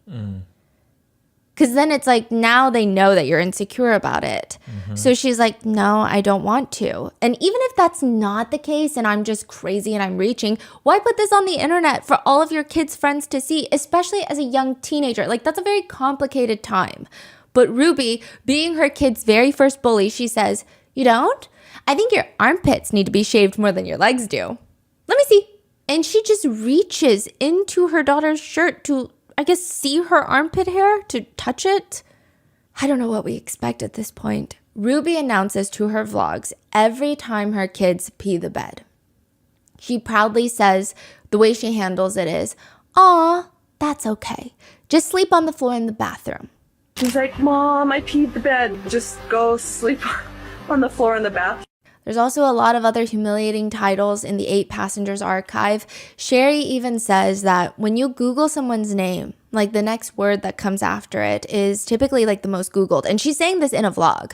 She says next to her name is always Sherry Franke, period. Because Ruby had vlogged her getting her first period. Oh. And it just seemed like she was uncomfortable. Other titles include At School, Wet My Pants, Bra Shopping with the Brothers, First Time Shaving. It's like the kids are sick and throwing up Canon or Sony. The kids are buying their first training bra. Should we use Canon or Sony? But one thing Ruby states repeatedly is that she will never discipline her kids on camera. That is reserved for off camera, which is bizarre because everything you put on camera. One bamboozled netizen writes, so she's going to film her daughter buying a training bra, but discipline is private? Do you remember that trend that was going around where you get your dog's favorite stuffed animal, or like your child's favorite stuffed animal, and you just beat it? I don't know why parents were filming themselves being their child's personal emotional terrorist, but it was like a trend briefly. I don't know if it was a big trend or if the trend was people reacting to the very select few weird people that did it. Where you grab your child's favorite doll and just like punch it? Yes, it's like if we were to see the kid's reaction? Yeah, it's like if we were to grab my niece's rabbit and then just started punching the rabbit in front of her and then vlogging her reaction. It's like unhinged. I don't know why people were doing this. This is the next level of that. Ruby's youngest daughter is going through her scissor phase. My nieces are currently going through their scissor phase. They're told at school, you got to learn how to use safety scissors to cut shapes with scissors. You could be in the same room doing arts and crafts with them. You drop your piece of paper, you bend, pick it down, they've cut off half your hair. It's just a thing. They're safety scissors. They don't get harmed. It's not dangerous. I mean, don't leave them with it unsupervised. But again, scissor phase, very real, very normal. Ruby's youngest daughter has taken scissors and cut a few things in the house that she probably wasn't supposed to cut. Ruby decides, instead of being like, wow, why did I leave those scissors out? That could have been dangerous. Good thing she cut that rather than harming herself accidentally, even though they're safety scissors. Ruby decides, no, the best course of action to take here is to grab the camera in one hand and shove it in this little girl's face, take her beloved stuffed cat on the other hand, hold it by the neck, and threaten her own daughter. One more thing in my house. I'm going to take the scissors, look at me, and I'm going to cut its head off. Grandma will be so mad. So what are you going to do? Not real cat, right? No, Okay. her stuffed animal. But like, Trauma. when they're this young, that's like a real person in there. Their stuffed animals are like a good source of comfort. I mean, it's like their best friend. The girl looks genuinely stressed out. She looks like she's watching a hostage video because she is. She's 4 years old. This is her best friend. And her sweet, loving, caring, family-friendly mother just threatened to decapitate it.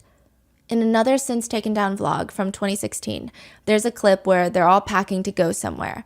Ruby asks one of her young daughters what she packed in her bag, and the young daughter starts crying and getting nervous because she's scared that Ruby's not going to let her take her comfort stuffy. Netizens are commenting, growing up with a narcissistic dad, I used to cry every time I was nervous around him, even if it was for nothing. I can feel the little girl's anxiety. It makes me wonder if Ruby has an explosive temper behind closed doors or something. To make matters worse, netizens point out that Ruby looks surprised and confused that this is her daughter's favorite stuffy, which is so strange. It leaves netizens to question, does she not know her kids? Does she not tuck them in at night? That doesn't even make sense. In another clip, one of the kids finally confesses that she spilled something in her backpack, and therefore she ruined her backpack. It's unsalvageable. Which, the fact that you have to confess something like that to your parents is odd. The way that she's holding her backpack while Ruby is vlogging her, she looks terrified. Her face is blurred for her privacy, but she keeps blinking and scrunching her nose, and those seem like very intense, anxious coping mechanisms for high anxiety. While her daughter is clearly in distress, Ruby says, The camera's rolling, so I can't get that mad. It helps keep me under control.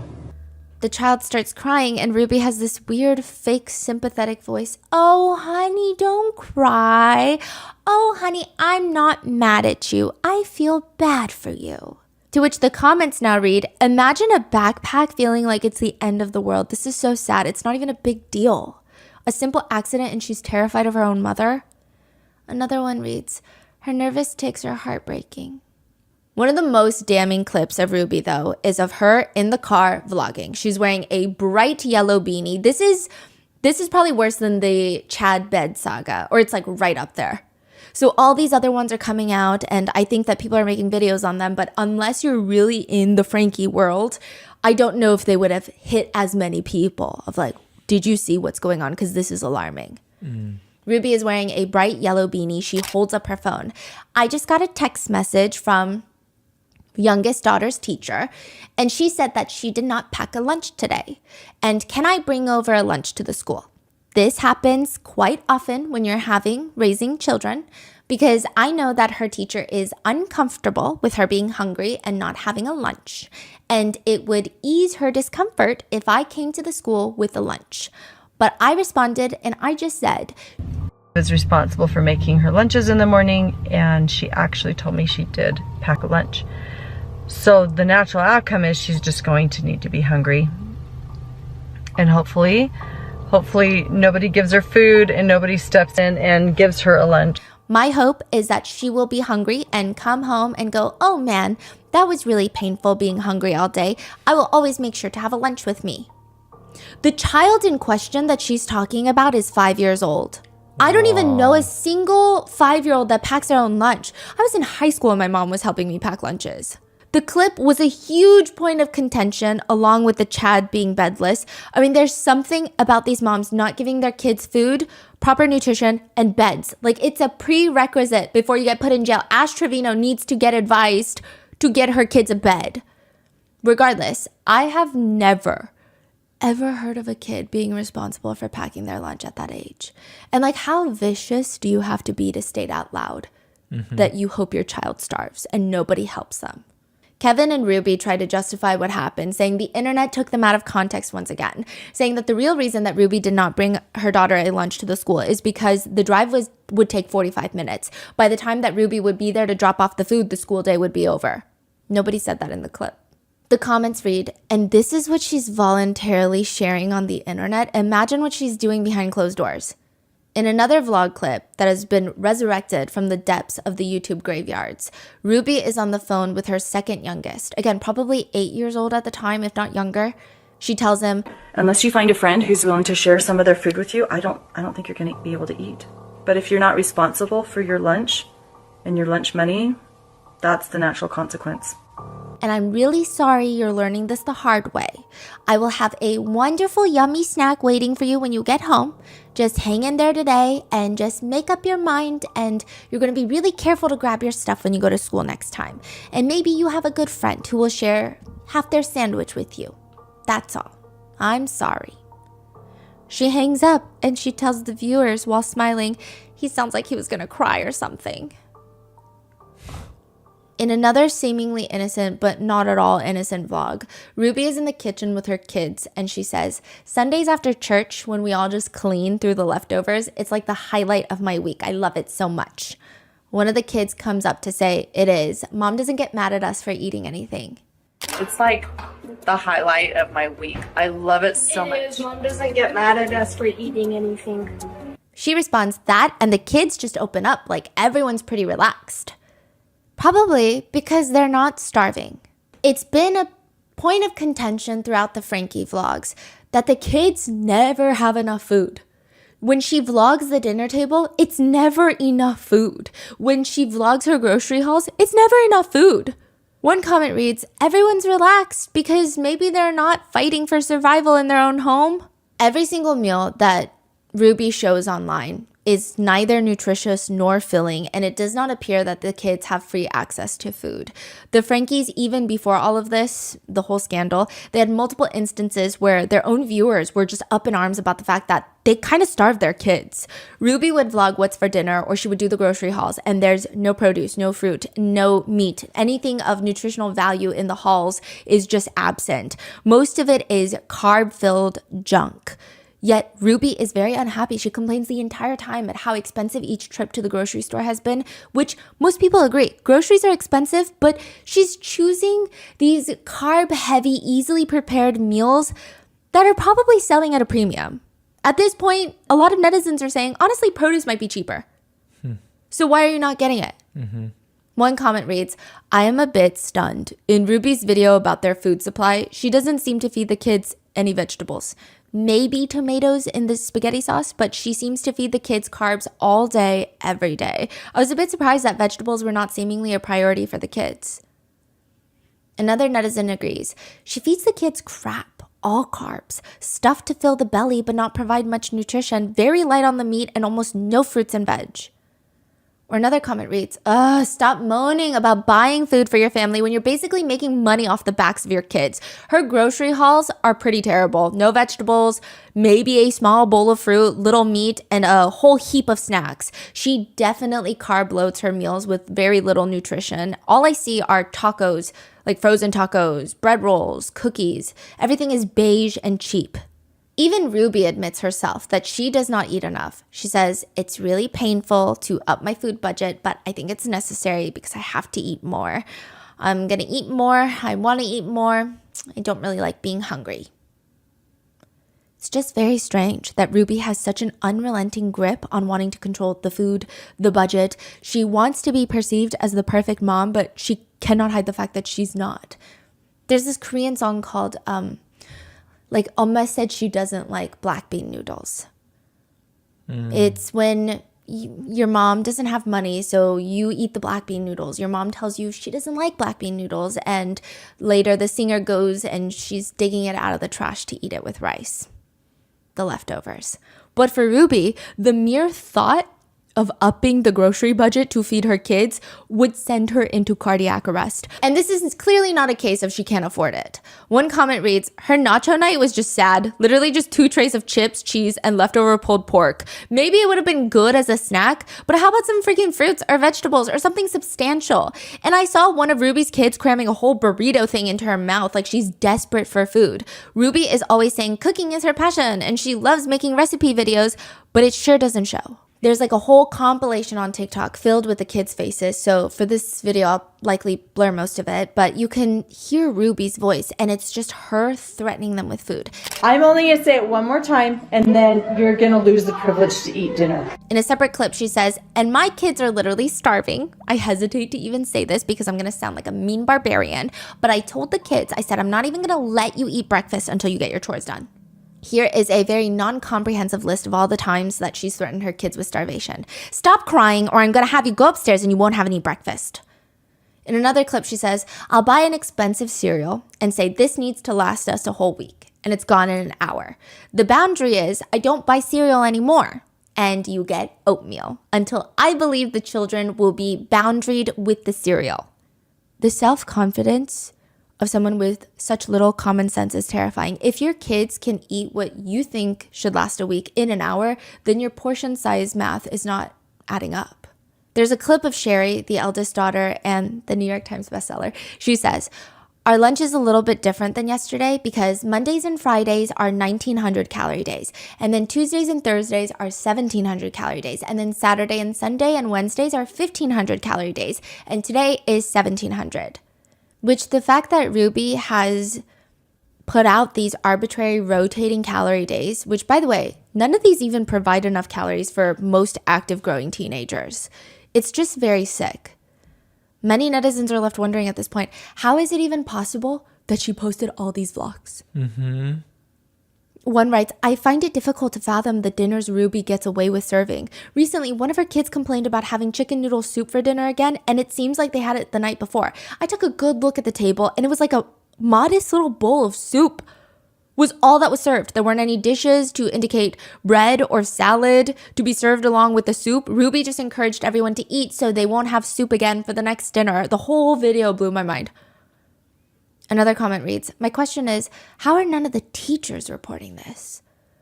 Or another reads, so abuse is being broadcasted on YouTube in broad daylight? Using food as a form of punishment literally pisses me off to no end. The irony in all of this is that Ruby prepares for the end of the world with freeze-dried food. She's obsessed with food prepping. I'm pretty impartial to doomsday prepping. What do I know about when the world is going to end? Emergency stock, highly recommend, probably advisable. An entire food storage room with freeze-dried foods, 100 pounds of rice and orange juice mixed powder. It's kind of excessive. Like, even if an emergency did come up and you had to use the food that you freeze-dried, you already have enough. So why are you continuing? We may not need any of this food ever. Or if we do end up using it, what if it's 30 years down the road? All of this food stays good for at least 30 years. She has all of that. Yeah, and her kids are starving. And because I'm just on a rant here, there's another vlog clip of Ruby telling her viewers that her youngest daughter is manipulating her into letting her stay home by saying that she's sick when she's not. She makes her out to be this little vindictive girl with big evil plans of like a psyop takeover. She's a kid, she's a child. It is only when Ruby takes her temperature and realizes that she has a fever of 101 that she admits, okay, fine, she's not manipulating me. She says to the vlogs, and I could hear her whimpering and crying, and then at 4 a.m, she came in and got in bed with me, and she was just whimpering. Don't you hate it when your kid is sick and they don't have a fever until the whining starts? I just thought the whining was because she was manipulating me. Not true, I guess. She's not feeling well. I gave Julie a tongue lashing that will not ever be repeated nor recorded. Just use your imagination. It was bad. You have to throw up twice before I come get you. Isn't it like 5 if it's just like a little? If you throw up, you throw up. If you throw up twice, you call me. All of this had somewhat been circulating online, but again, it's not until the bed saga that all of these get dug up from the YouTube graves and they start recirculating. And speaking of the bed situation, a lot of netizens have problem with Ruby's bed buying tendencies or lack thereof, very similar to Ash Trevino. She would just not get her kids the necessities. when she can clearly afford to. There would be moments in the vlogs where she expected her kids to be grateful. She would demand some sort of big response in exchange for purchasing them socks. Not like new fancy socks that all the kids are wearing that they really don't need, but like their current socks all have holes in them. Other netizens back in 2016 even felt it was odd that in the videos, the kids would be gifted on their birthdays things like bedding, sheets that they desperately need. Not like, ooh, this is the new anthropology sheet that I need. They don't have sheets. Birthday present, sheets. Some people were commenting, I noticed everyone seemed to be overly excited about getting pillows, which I found was odd. Another comment reads, I think parents are supposed to provide you with a bed, sheets, pillows, etc., independent of your birthday. Same goes for socks? ? Another comment reads, the birthday presents were the last straw for me. Passing off a bed that one of her kids needed as a birthday gift is disgusting. You provide your children with a bed and bedding, period. That's not a gift. The kids were also never seen having enough clothes. They would have about 5 total outfits each. And the problem is that Ruby was obsessed with very distinct articles of clothing. So it's not like she would get a simple white shirt for her kids that you could wear maybe 3 times a week and everybody at school thinks, oh, maybe you have 5 white shirts. Mm-hmm. They're like very distinct. Mm-hmm. And they would be wearing the same outfit 3-4 times a week, which is just... A lot of kids get bullied for stuff like that. Mm-hmm.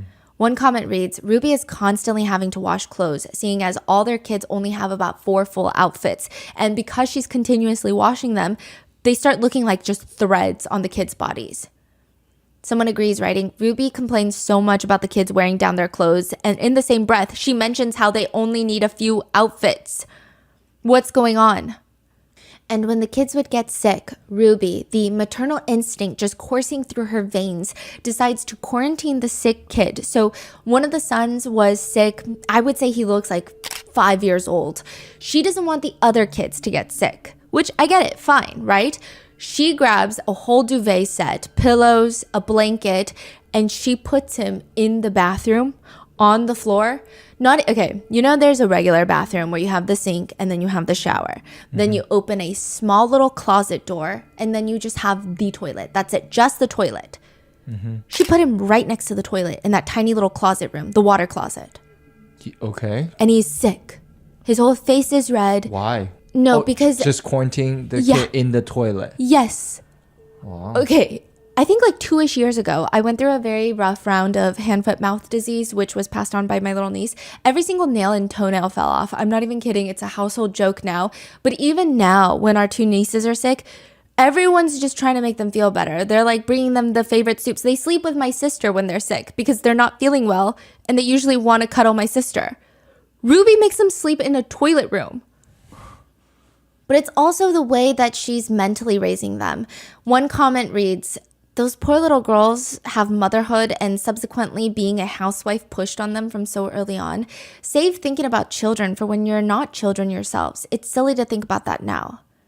Another comment reads, I rarely comment anywhere anymore, but in their newest video, I was so glad when I heard Ruby say to Sherry, you could be a great teacher or lawyer or engineer, etc., etc. But then Ruby goes on and says, but most importantly, a good mother. I realize it's important to be a good mom in their culture, their religion, and even would have just been fine to include into the list, like, and a good mom. But most importantly, it is likely that it's because Ruby got married at 18. She had her first baby at 21, and she never really had her own life. And for whatever reason, she wants the same things for her kids. She prides herself in it. In a video, she says, I just want to tell you an experience that I had in English class, that you really can be and do anything you want. I was in an advanced English class, so everyone who was in the class was ambitious. And we had a college prep person talk to us, and we went around the room, and we had to stand up, say our name, and what we wanted to be when we grew up. And everyone that stood up said lawyer, doctor, all these wonderful, ambitious goals. And when it was my turn to stand up, I said I wanted to be a mother. And the lady said, that's okay. And what else do you want to be? And I said, a housewife. I want to stay home. And my teacher said, Ruby, I would like to see you at the end of class. And he let me have it about how I was not being ambitious and how I was going to let my talents go and I was settling. And I think that day marked a time in my life where I said, you know what? Not only am I going to do it and show him who's who, you know, I'm going to be good at it. I'm going to be a mom and a housewife, and I'm going to be a good mom. And this is how good of a mom Ruby is. In a separate interview, she shares a story where she has no sense of self-awareness of how cruel she is. She shares every little sinister story like it's a cute, wholesome lesson. She says, a year ago, my daughter was saying her prayers. She was 6 years old at the time. She was saying her prayers, and she said the cutest thing. I thought it was so cute, and I started laughing. She said, Dear Heavenly Father, please help me to survive. And I thought it was so cute. And I just thought it was so cute. It took me off guard, and I just kind of giggled a little. That's not funny. That's alarming. She's 6. She should be praying for an American Girl doll, not for basic survival. Which Chad already did in the wilderness when he went to Anasazi. He was praying for basic survival. This was, again, before the bed incident. So now people are bringing this up again. When he was 14, he was sent to this wilderness camp. The whole Anasazi saga is a whole thing. The way that Ruby and Kevin are talking about Anasazi, you would think that for every teenager that goes into the Arizona wilderness and breaks down into tears, they get paid $1 million. The way they promote this wilderness camp is pathological. They're talking about sending him. They're dropping him off. They're clearing out his room. They're redecorating his room. They're missing him. They're picking him up. They're seeing him again. They're reacting to him being back home. It's non-stop Anasazi vlogs, which, again, this is just kind of bizarre when you really think about this is the context of a, quote, troubled teen therapy that they're sending Chad to, which is typically known to do a lot more harm than good. To which they talk about Anasazi a little strange. Kevin says, now you're probably wondering what the heck we're talking about. Chad today has just entered the Anasazi Foundation Wilderness Therapy Program. He's going to spend the next 8 to 10 weeks living in the desert mountains of Arizona. So you're probably wondering, what did Chad do? Okay, well, we're not even going to entertain that stuff, but it's an accumulation of things over the years. Well before we started YouTubing, or well before we got into social media, and it's reached a point where Chad needs to develop some very basic maturity and skills that he's going to need as an adult. We know later that it stemmed from him getting expelled from school, and this was a recommendation from his new therapist, Jody Hildebrandt, the Anasazi therapy program. But Ruby says in the vlog, this is like a reset, like a start over, like a do-over, a fresh beginning. Kevin says, the idea with wilderness therapy is that you can survive with these peers in the wilderness with nothing more than the clothes on your back and a couple of field supplies. Then there's nothing in this world that you can't tackle. Ruby says, they don't even sleep in tents. They sleep on the bare ground. So if the apocalypse ever comes and the zombies come to get us, we will be very grateful that Chad is trained. He's going to mature out there. He's going to have a lot of growth and a lot of time to think and really decide the quality of person he wants to become. I'm really proud of him. I'm really excited. They said it's like the real wilderness out there. There's snakes, there's bears, there's coyotes, cougars. Like it's the real deal. Kevin butts in. We want Chad to have some of those experiences. I think Close Encounters would be good for him. And he'll come home and he'll be like, dude, I survived and there were bears.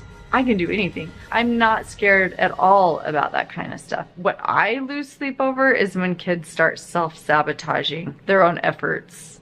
Yeah. That's the kind of stuff that really concerns me. She's basically saying, as a mom, I'm not scared about my son confronting a bear in the wilderness. I'm scared of self-sabotage. It's like the most bizarre fear. Kevin says, bottom line, it's going to be a very long time before any of us see Chad.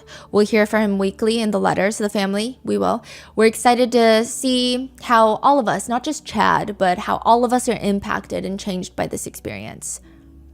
The thing with Ruby is that she's a yapper. She's so good at talking in a way that makes it seem like she's an amazing mom, or at the very least, she's a mom trying her best. She says, Chad's on the trail, but at home, we're also going to be on a trail. We're going to be walking alongside him, and we're going to be making commitments for us to change and for us to try and become better parents for Chad and for our other kids. We've always believed in being honest with you guys. We're not into playing with your emotions because I know you guys are really invested in our family and I feel a responsibility to be upfront with you and honest. You know, there are things that happen in your family that other people don't know about, and it's the same with our family. There are things that happen in our family and you don't know about it. So just trust us that we're doing what's best. When Chad gets back, Ruby makes Anasazi the only thing that he can talk about. She forces Chad to talk over and over about his experiences, which it doesn't appear like he had a great experience. Even if he did, I'm sure it's still a sore spot that your parents just send you to fend for yourself for months. I would feel abandoned. They not only sent him, but they paid over $10,000 to send him. What? Yeah.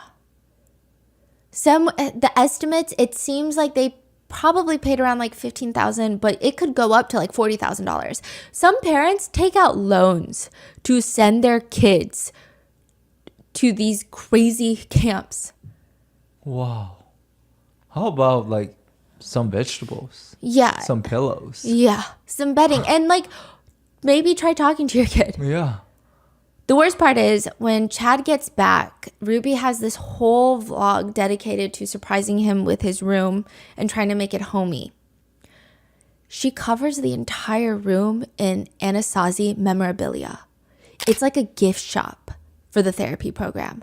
I don't know why Ruby was adamant on that. One comment reads, I find it disturbing how focused Ruby was on filling Chad's room with Anasazi reminders, when for all she knows, it could have been a really traumatic negative experience for him. He could have been so excited to come back to his home and have a proper bed, only to discover that his room has been turned into a mini Anasazi and constantly reminds him of it. It just feels like another way for her to control and brainwash him, rather than a mother who cares about her son's interest. Also, the fact that he gained 10 pounds while on this rigorous wilderness program was rubbing netizens rightfully the wrong way. He also states that when he got back, he had no clothes because, quote, when I went to Anasazi, mom got mad and threw some of my clothes on the floor and then she just donated them all. Since then, unseen footage of Ruby filming vlogs has come out. So it seems, like I said, the family has given over 1,000 hours of unseen footage to the documentary makers. And there's some pretty terrifying stuff in the unedited footage. In one video, she's sitting at the bottom of her bed and she has the aura of a kindergarten teacher that I would not trust my hypothetical children around. Polite, but she seems incredibly unempathetic. There are about 53 Saturdays in a year. She lifts up a glass mason jar filled with marbles. This jar is holding 100 marbles. Listen, I do struggle with spatial awareness, but it does look like 53 Saturdays and 53 marbles, but maybe it's 100. She repeats, this jar is holding 100 marbles. Okay, so the last tip that I have for calendaring is remembering I always ask myself on the weekend, is what I've scheduled. Hey, I'm still recording! Come on! Why am I hearing all this noise? Her husband responds from downstairs. It's 12:30 and we're trying to get ready for church, that's why. You see her turn off the camera, get up, or seemingly get up, and then get back down to turn on, and she's smiling again. I am a busy mom with 6 children and I'm always on the go. In another vlog, this is obviously something she cuts out. She's in the kitchen talking about something when she just flips a switch. Hold on, what was that look for? She's talking to one of her kids. One of her kids says, sorry, I just got nervous. Don't give me a weird look, just be yourself. That is myself. Well, then change it. Just be yourself. That is myself. Well, then change it. In another clip, likely to show off how happy and picture perfect Ruby is and how she is an admirable mom for, at least on camera, fulfilling her legal duties of taking care of her kids, just doing the bare minimum on camera, not even behind the scenes, but on camera. She wants all the kids to sit on the couch for a vlog, and I guess a few of them are not cooperating because they're children, and she screams at the husband, sit her down on the flipping couch! This has been going on for years nonstop. In another clip, Ruby is setting up the Christmas tree and Chad is helping her. He looks pretty miserable, but it's not like Ruby is actively trying to have a good time and bond with her son. She just blows up out of nowhere. Chad, I asked you to give me a night where it's enjoyable to be with you. Chad, take that look off your face and just be happy to be with us. But I'm not. Okay, you know what then? and then the camera turns off. Chad would later say, there were times that she blew up off camera. She would spank, whip, take the belt out and whip my butt, pull down my pants, whip me. In another unseen vlog clip, Chad is younger in the clip and he's sitting on the couch. Ruby is plopped down right next to him. Chad, it's your turn. Do you know where your name came from? Do you know where your name came from? Grandpa? Of course you know. Chad is nodding because he's like, I just answered, so what? I don't understand. And she says, Grandpa. So tell us who you're named after. This is like a very confusing conversation. I just said Grandpa, then you said, of course you know Grandpa. So now I'm like, why are you asking me again? I'm so confused. He's confused. And he says, Grandpa. And she looks agitated. Which Grandpa? Okay, we're going to try this again. And you're going to be a little more talkative here. I am. I'm talking. I'm answering your questions. She's silent for a moment, and the camera doesn't pick it up too well, but clearly there's someone talking or hanging out in a nearby room. Hey, if I hear one more word, get out! Then you hear Kevin's voice off camera saying, get out and close the door. Ruby is looking at her kids with such disdain and disgust, and she turns to Chad. If I'm going to let you vlog, I don't. And I'm going to spend all my time helping you. You're going to help me too. I don't know what to do. Be excited to tell them where your name came from, even if you have to fake it. Fake being happy, okay? I don't know if I can right now. I don't know why. It's just, okay, well, I'm going to take a break. In another clip, she's sitting in front of the camera. They're perfect for Easter. No, you are not entitled to talk while I'm recording. Sit back up there and be quiet. Go downstairs now, both of you. It's just like, by far one of the more alarming unedited clips to come out is Ruby is sitting at the dining table, shoving her ring into the camera. I imagine it's a new ring that she got a gift from Kevin. I don't know. Kevin is holding the camera. And Ruby's little daughter is trying to climb up onto the kitchen table. Maybe she's trying to grab food. Maybe she's trying to grab a snack. Maybe she just wants attention. Or maybe she's just 4. Ruby reaches over, puts one hand on the back of the little girl's neck, the other hand to cover her mouth, but it's also covering her nose because she's 4 and Ruby's an adult. And by the force of grabbing her head, she forces her off the table and just yanks her down. And she tells Kevin, we're going to cut that out. You get down and be quiet. It isn't your turn to talk. Now sit. When you are... We're gonna cut that out. You get down and you be quiet. This isn't your turn. Now sit. To the 4-year-old? Yeah. And then Kevin just puts 2 fingers up in front of the lens, like, now cut. Like scissors. Cut. Yeah, we're cutting that out. One netizen comment reads, what I hate most about this is the smiles and laughter and bonding in the vlogs. I hate it because it's manufactured, manipulated, and fake. These kids were miserable. And I hate that I found myself wanting to smile at the family's interactions at certain points because they seemed like a normal, albeit strict household. That's the guise of evil this woman gave to everyone. She smiled and laughed while the kids were suffering, and we didn't even know it until it was too late.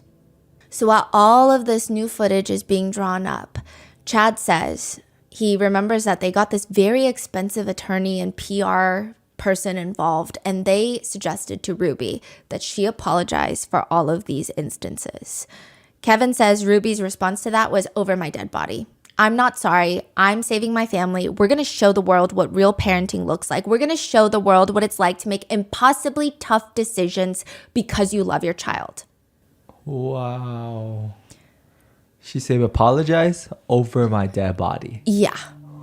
This is when Ruby Franke goes off the deep end. Ruby's entire reaction to everything is, you think I'm bad? Let me show you how bad I can be. Her parenting style very quickly goes from call CPS to like, I think we need SWAT teams. Like, this is becoming extremely fanatic religion. It's not even LDS faith anymore. It's just Her religious views are going straight past normal faith to just full-blown extremist. It's not the same religion anymore. She's using it to exert power in the name of faith. She becomes obsessed with God and vlogging about God. She says, this is literally the way that God intended our children to be raised up. This is what happens when things go awry. It brings us back to home base, which is, I'm a child of God. I am at the center. That is where I am centered. And so I've been brought back to base. And I decided that I was going to have more prayers to get through the day because I feel like I've been working really hard. She starts offering up advice to other moms. You know that I am teaching another parenting class. So we just wrap. Yeah. She starts making like full dedicated videos to offer up advice. And in one clip, she says, what I say is often really difficult for people to hear. And what I'm suggesting is that your woke child is a walking zombie. And you have the opportunity to wake that zombie up. But we are beyond band-aids. We are beyond putting a little bit of ointment on the wounds. We are beyond that. The title of the advice video is aggressively titled, Your Woke Child is a Walking Zombie. I think it perplexed a lot of netizens because it seemed like in the beginning there was some traction of like, let's call CPS. She's reacting negatively to this, so maybe CPS is on her. Maybe they're calling her. Maybe they're visiting her home, which they did briefly. But then now with this sudden shift, netizens feel more alarmed. They're commenting, she's giving culty vibes. Gonna see Ruby on a true crime podcast. Wow, Ruby has completely gone off the rails. How has it come to this? What is this? You've gone off the deep end, Ruby. What is happening? I feel sick. Those poor kids. Who would ever take advice from this controlling woman? And people start freaking out. Neighbors also notice that there were changes in the kids. They say around this point, the kids had been pretty bubbly up until this, but now they were very withdrawn and very seldomly seen out of the house. It almost seemed like there was no joy. One neighbor says, we don't know what was wrong, but there was something wrong. And then Ruby Franke and Charlie D'Amelio clash. What? Maybe not directly, but their whole worlds kind of clash. Ruby is vlogging in the car and she looks very distraught. She explains that at the middle school where her daughter goes, the school organized this flash mob dance where the students would learn and perform a TikTok dance. Ruby says she thought, TikTok dance? Well, what are the dance moves? Well, what songs are in this? She says her daughter told her one of the songs and she says, quote, and I looked it up. I looked up at the lyrics and it was straight up hardcore.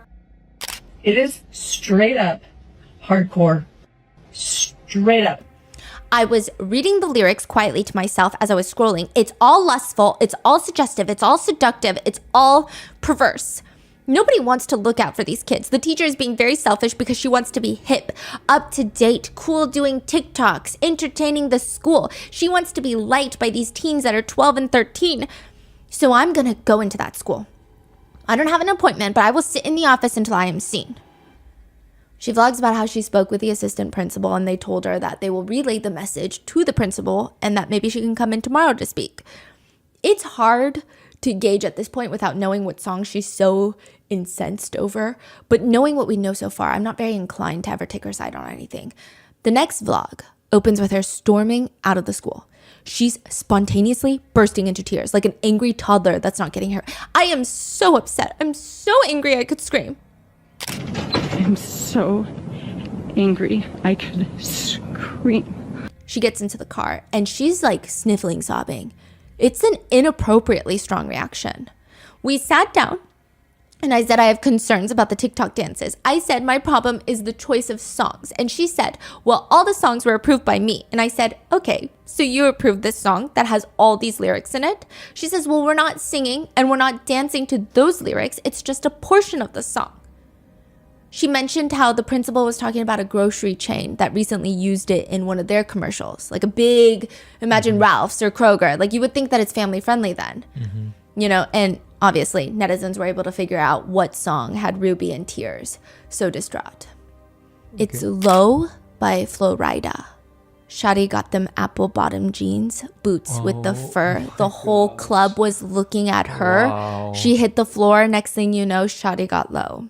But in the grocery store chain commercial, they just keep replaying low, low, low, because I guess like maybe discounts or something. Yeah. So I think that's the part that they were going to play at the school, which I don't know. I just feel like there's so much worse that a 12-year-old could be exposed to, like starvation, not having a bed, a wilderness therapy camp. But Ruby decides this is the hill that she's going to die on. She cries that the principal told her, well, that's moral for you.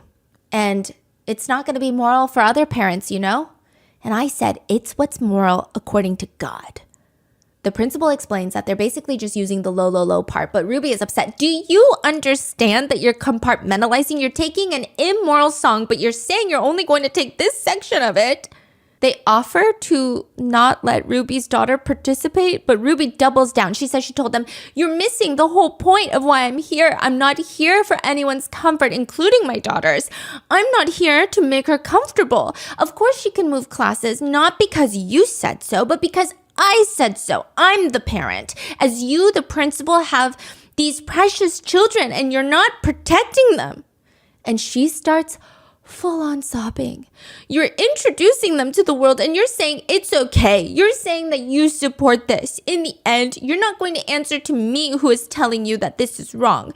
I said you will answer to what you brought into the school and you expose the children to. The principal tells her, I am 100% fine with the choice that I've made. And Ruby says, with giant tears streaming down her face, that she told the principal, well, that's sick. If I want to raise my children, I'm going to have to do it myself. I cannot count on their teachers. I cannot count on their principal. And I don't even live in a really crazy city. I live in a quaint conservative city where people think they're safe. She claims the principal is evil. She says she is evil for her to have a parent come straight at her and tell her how evil this is, and she does nothing. Speaking of evil, Ruby later says in another video, this is a separate video, I'm scared to share this because knowing people these days, I don't know how they're going to respond. She goes on to talk about how she has 6 kids, and she says, the 2 youngest are showing long patterns of selfishness. They've been showing, through their choices, their unwillingness to repent, their unwillingness to feel sorrow over some pretty egregious choices that they've made. So Kevin and I have decided that we are going to give the gift of truth to them this Christmas. We are going to give them the gift of boundaries. We are going to give them the gift of repentance. We let them know how deeply sorrowful we've been because of the choices that they have been making. And we told them that this year they are not going to be visited by Santa. We let them know that the Christmas morning, their 4 older siblings will be getting Christmas presents to open, and that they will have the gift of love from their dad and I, because we want them to really have a visceral experience that hits them. She's out here admitting that childhood trauma is the goal. She admits that she would even keep them home from school to force them to clean the entire house. But she says, I was really hoping that that would bring them pain. And it didn't. It wasn't painful for them. It was like, it hasn't affected them because they're so numb. So the more numb your child is, the greater the experience they need to wake them up. Kevin supports this message apparently because he also states, the world has these definitions of what love and tenderness look like. I watch all these Christmas shows that I used to just love because I feel warm and fuzzy watching them. And this year I watched them and I'm like, oh, gross. Because warm and fuzzy in these shows is always about the end and the kid just getting whatever they wanted. The world has this message and society has bought into it, hook, line, and sinker, that love looks like commercialism. Love looks like your kid gets the big thing, big boxes, big red bows. That's love. If you love your children, that's what you're going to do. Okay, these are completely different topics. If you don't like the commercialization of Christmas, then don't get gifts for any of your kids, or do homemade gifts, or do something fun for each other. Why single out the 2 youngest kids who, out of all the children, probably take Christmas the most seriously because of their age? Nobody told you to buy a Lamborghini. Even a small educational toy to open on Christmas morning would suffice. God forbid a child is happy. One of the neighbor's kids and her parents came over to give the youngest daughter a gift. The other mom says, Ruby answered the door and my daughter said, Merry Christmas. Can you give this gift to the youngest daughter? She took it and then she closed the door, and my daughter happened to see her later and she was so excited. She was like, did you get it? I picked that one just for you. And her face just dropped and she was like, I didn't get it. My mom made me throw it away. So the 2 youngest were forced to watch all their siblings open presents and they got nothing.